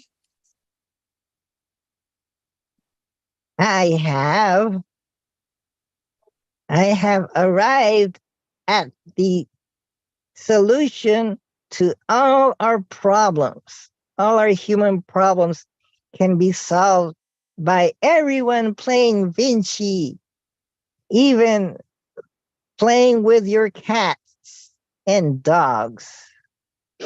Well, we've Then- never had a dog play, and thus far, it's only been one cat, Buffy, who played once, and Buffy has departed to the next world because some people have expressed skepticism if Buffy was truly channeling her moves through Dominic or whether he had some of his ontology mixed in there. But never mind. So far, it's one Buffy and a whole bunch of humans. But Buffy has been reborn as a dog. But whose dog? A dog that will want to play Vinci. Is waiting to play Vinci again. How will we find this dog? Doggone it. We must find them somewhere. Maybe Masa has a dog. He hasn't shown us yet. Oh, Dawn. Dawn has a dog. Oh, maybe Dawn. We'll have Dawn. Dawn's dog will have to play. But she always leaves early. How far are you people from each other geographically? I'd say she's a mile, an hour and 15 minutes from, or maybe more, an hour and a half from where I live, maybe. So, Citrus so you're County. quite a distance. Citrus County, Florida. I had to go take care of biological breaks. I guess you all decided to move on, and We've left it as a unresolved. it seemed I'm perfect. You know what? I've watched American football. I've watched what the rest of the world calls football, but America generally refers to as soccer. Oh. And I'm perfectly satisfying with a tied game because that was an exciting game. But you've never encountered a game such as Vinci. It's That's true. spectacular. Yes, It it has is. action, comedy, suspense, and drama. Indeed. Now, that was a really good game. I very much enjoyed. I very much enjoyed. You guys really know how to play this now. Yeah. We're gonna have to start getting boards. Yeah, well, or We will have to. I We'll want to have teach my to son how to play. build a Sons, probably. manufacturing facility to produce boards for the world. Well, We'll you're have also to apply Kandam and Kaizen. Well, Or is potentially, it yeah. Also, Kaizen? it's Okay. yeah, Kaizen. Uh, so Mhm. Kaizen. So have you, Joel, either trademarked or patented I your don't game? know that you can patent an idea. You can patent a game. I know that because of the history of the game Monopoly. That is a patented game, even though it existed in many forms and variations long before, and actually was even patented by the original inventor, because it was called the Landlord's Game initially, by Lizzie Magie, and she patented it. And Parker, this guy, I think, was it Barrow? Barrow? Anyway, you could read up the history of the Landlord's Game and Monopoly, and many people have covered the story. Wow. Guy created a version of it and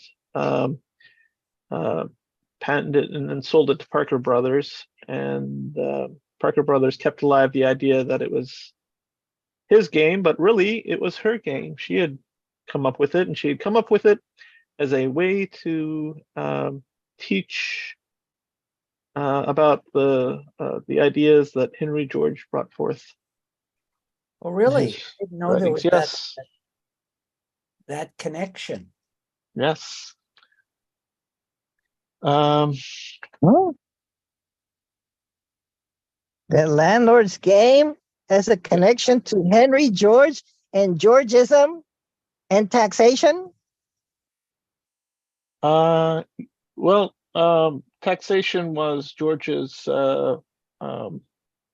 putting the public revenue upon land, people's land titles was the solution to economic inequality and industrial stagnation, and the problem of want, even when there's so much Oh, so industrial progress.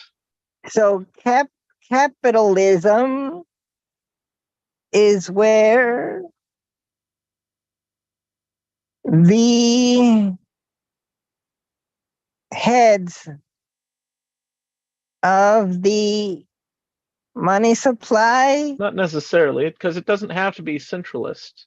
control Okay. the not only the land but the manufacturing facilities and the in the real estate, all things. And so normally we would tax their income, but you say tax their land only. Georgism is against taxation on production and trade. Okay, which leaves the category of economic rent, the value of land, where land has two sorts of value: location is one set of value. The other set of value is the inherent value, such as that land that contains copper or gold or platinum or petroleum or really good soil for effectively growing food, for instance, but a much lesser quantity, because that's again, it might run into cutting into production, because we're not looking to discourage anyone producing or anyone trading. So we would keep off sales and VAT and tariffs, but we're and any sort of income taxation, just the amount of the earth. And I tend to be more distributivist, taking after Hillel Belloc and G.K. Chesterton and the modern day distributists who've in the last couple of years rebranded themselves as localists, but their idea is best captured or simply captured in G.K. Chesterton's illustration of 3 acres and a cow. The idea being that the means of production land Be with breakfast. would be distribute it to all peoples, I hope it will be with more or less breakfast. having an equal amount of it to do with as they would, and this would produce as many small c capitalists as possible. And I've been thinking a lot about this for years, and I'd say that the best definition of capitalism is simply taking prior stored work and leveraging it towards increasing or towards increased production in its most simple form. That would be at least the small c definition of capitalism. Leveraging past work to create greater production.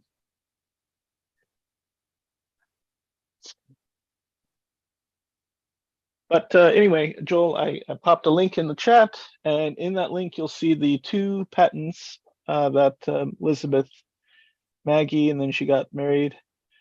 So Mr. Phillips became Elizabeth Maggie Phillips, and she filed a 2nd patent for the Landlord's Game Mark II. In that link, you can well,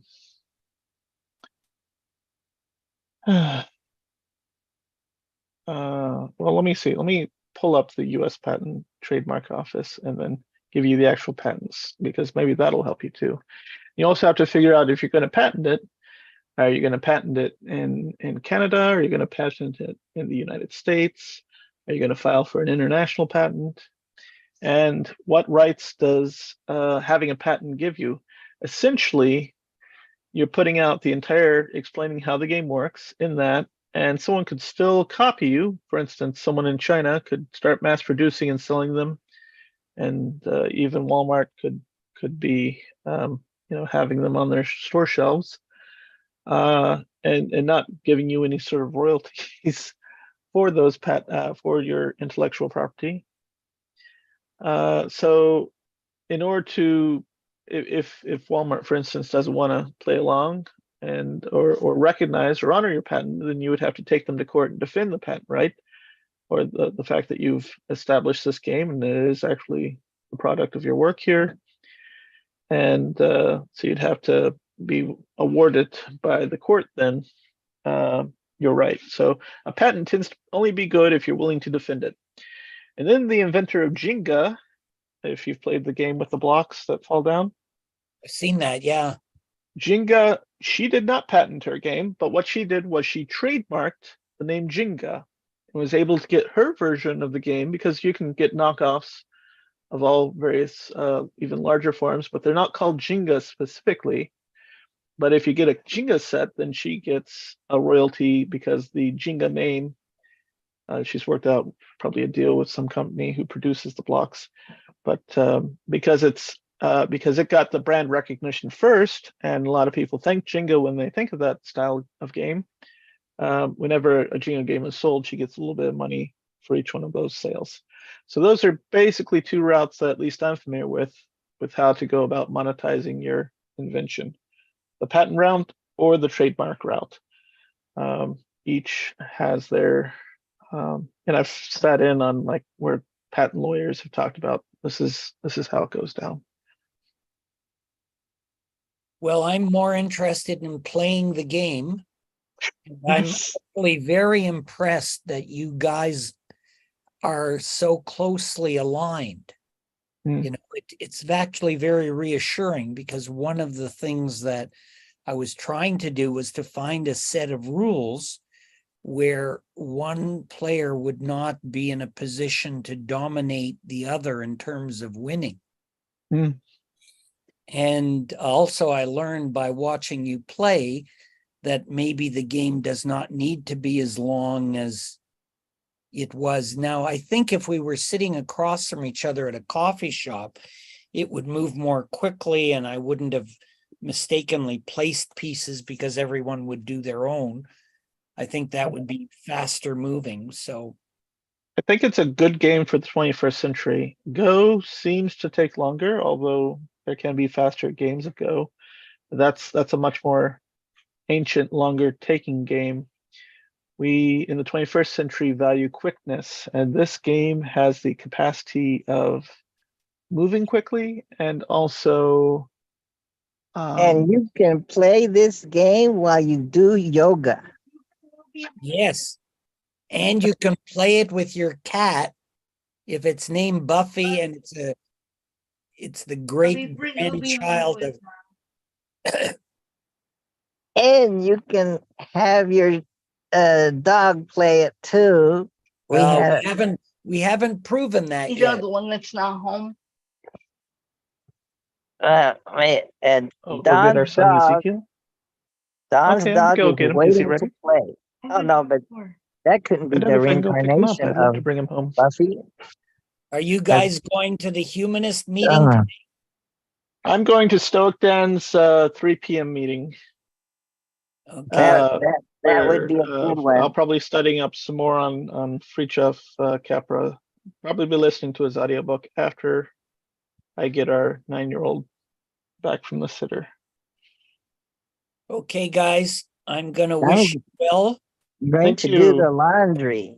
That might be good. Congratulations for being the very first player to play on this 3-game Vinci board. And what a beautiful board it is. Thank you for sharing with us, Joel. For inventing the Vinci board. It will soon take over Monopoly and monopolize the games of board games. Well, and if you want the record of the first game having been played, the record of the first.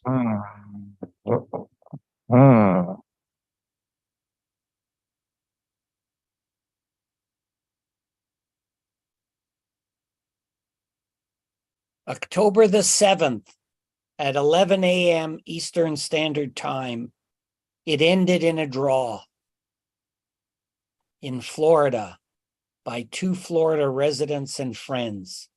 And also in Toronto, since that's where all the board and the pieces and the creator were located. Yes, well, but he wasn't playing, he was just screwing up placing the pieces. That's okay. You've done all the work ahead, and you even did a really good job teaching us how to play the game well enough. How it's supposed to go. Well, you've done really well, guys, and you've really only played it 2 or 3 times. Yeah. Thank So you. that was one of the good things that I learned, that it is easily learnable. Now you're both above average intelligence and all that, but still it was still well done, and you've pretty much embedded the rules and the map of the boards in your minds. Okay, guys, I'm going to leave you now and wish you well. Thank you. Thank you. Nanu, Vinci. nanu. L'chaim.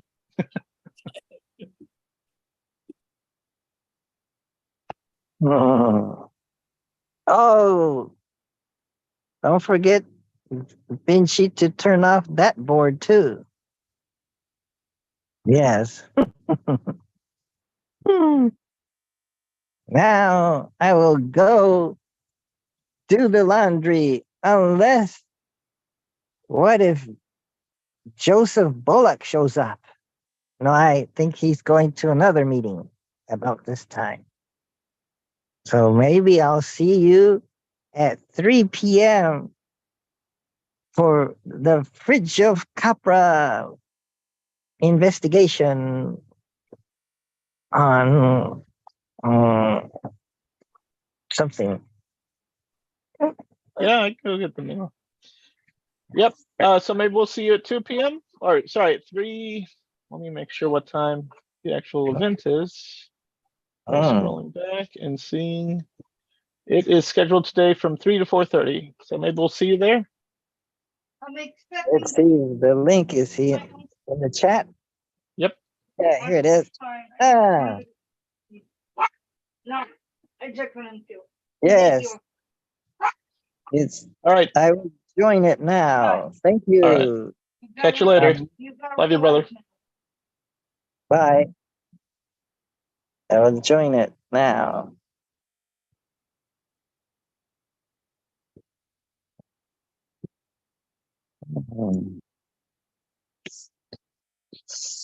Hmm. Hmm. Uh, uh, uh, uh, uh,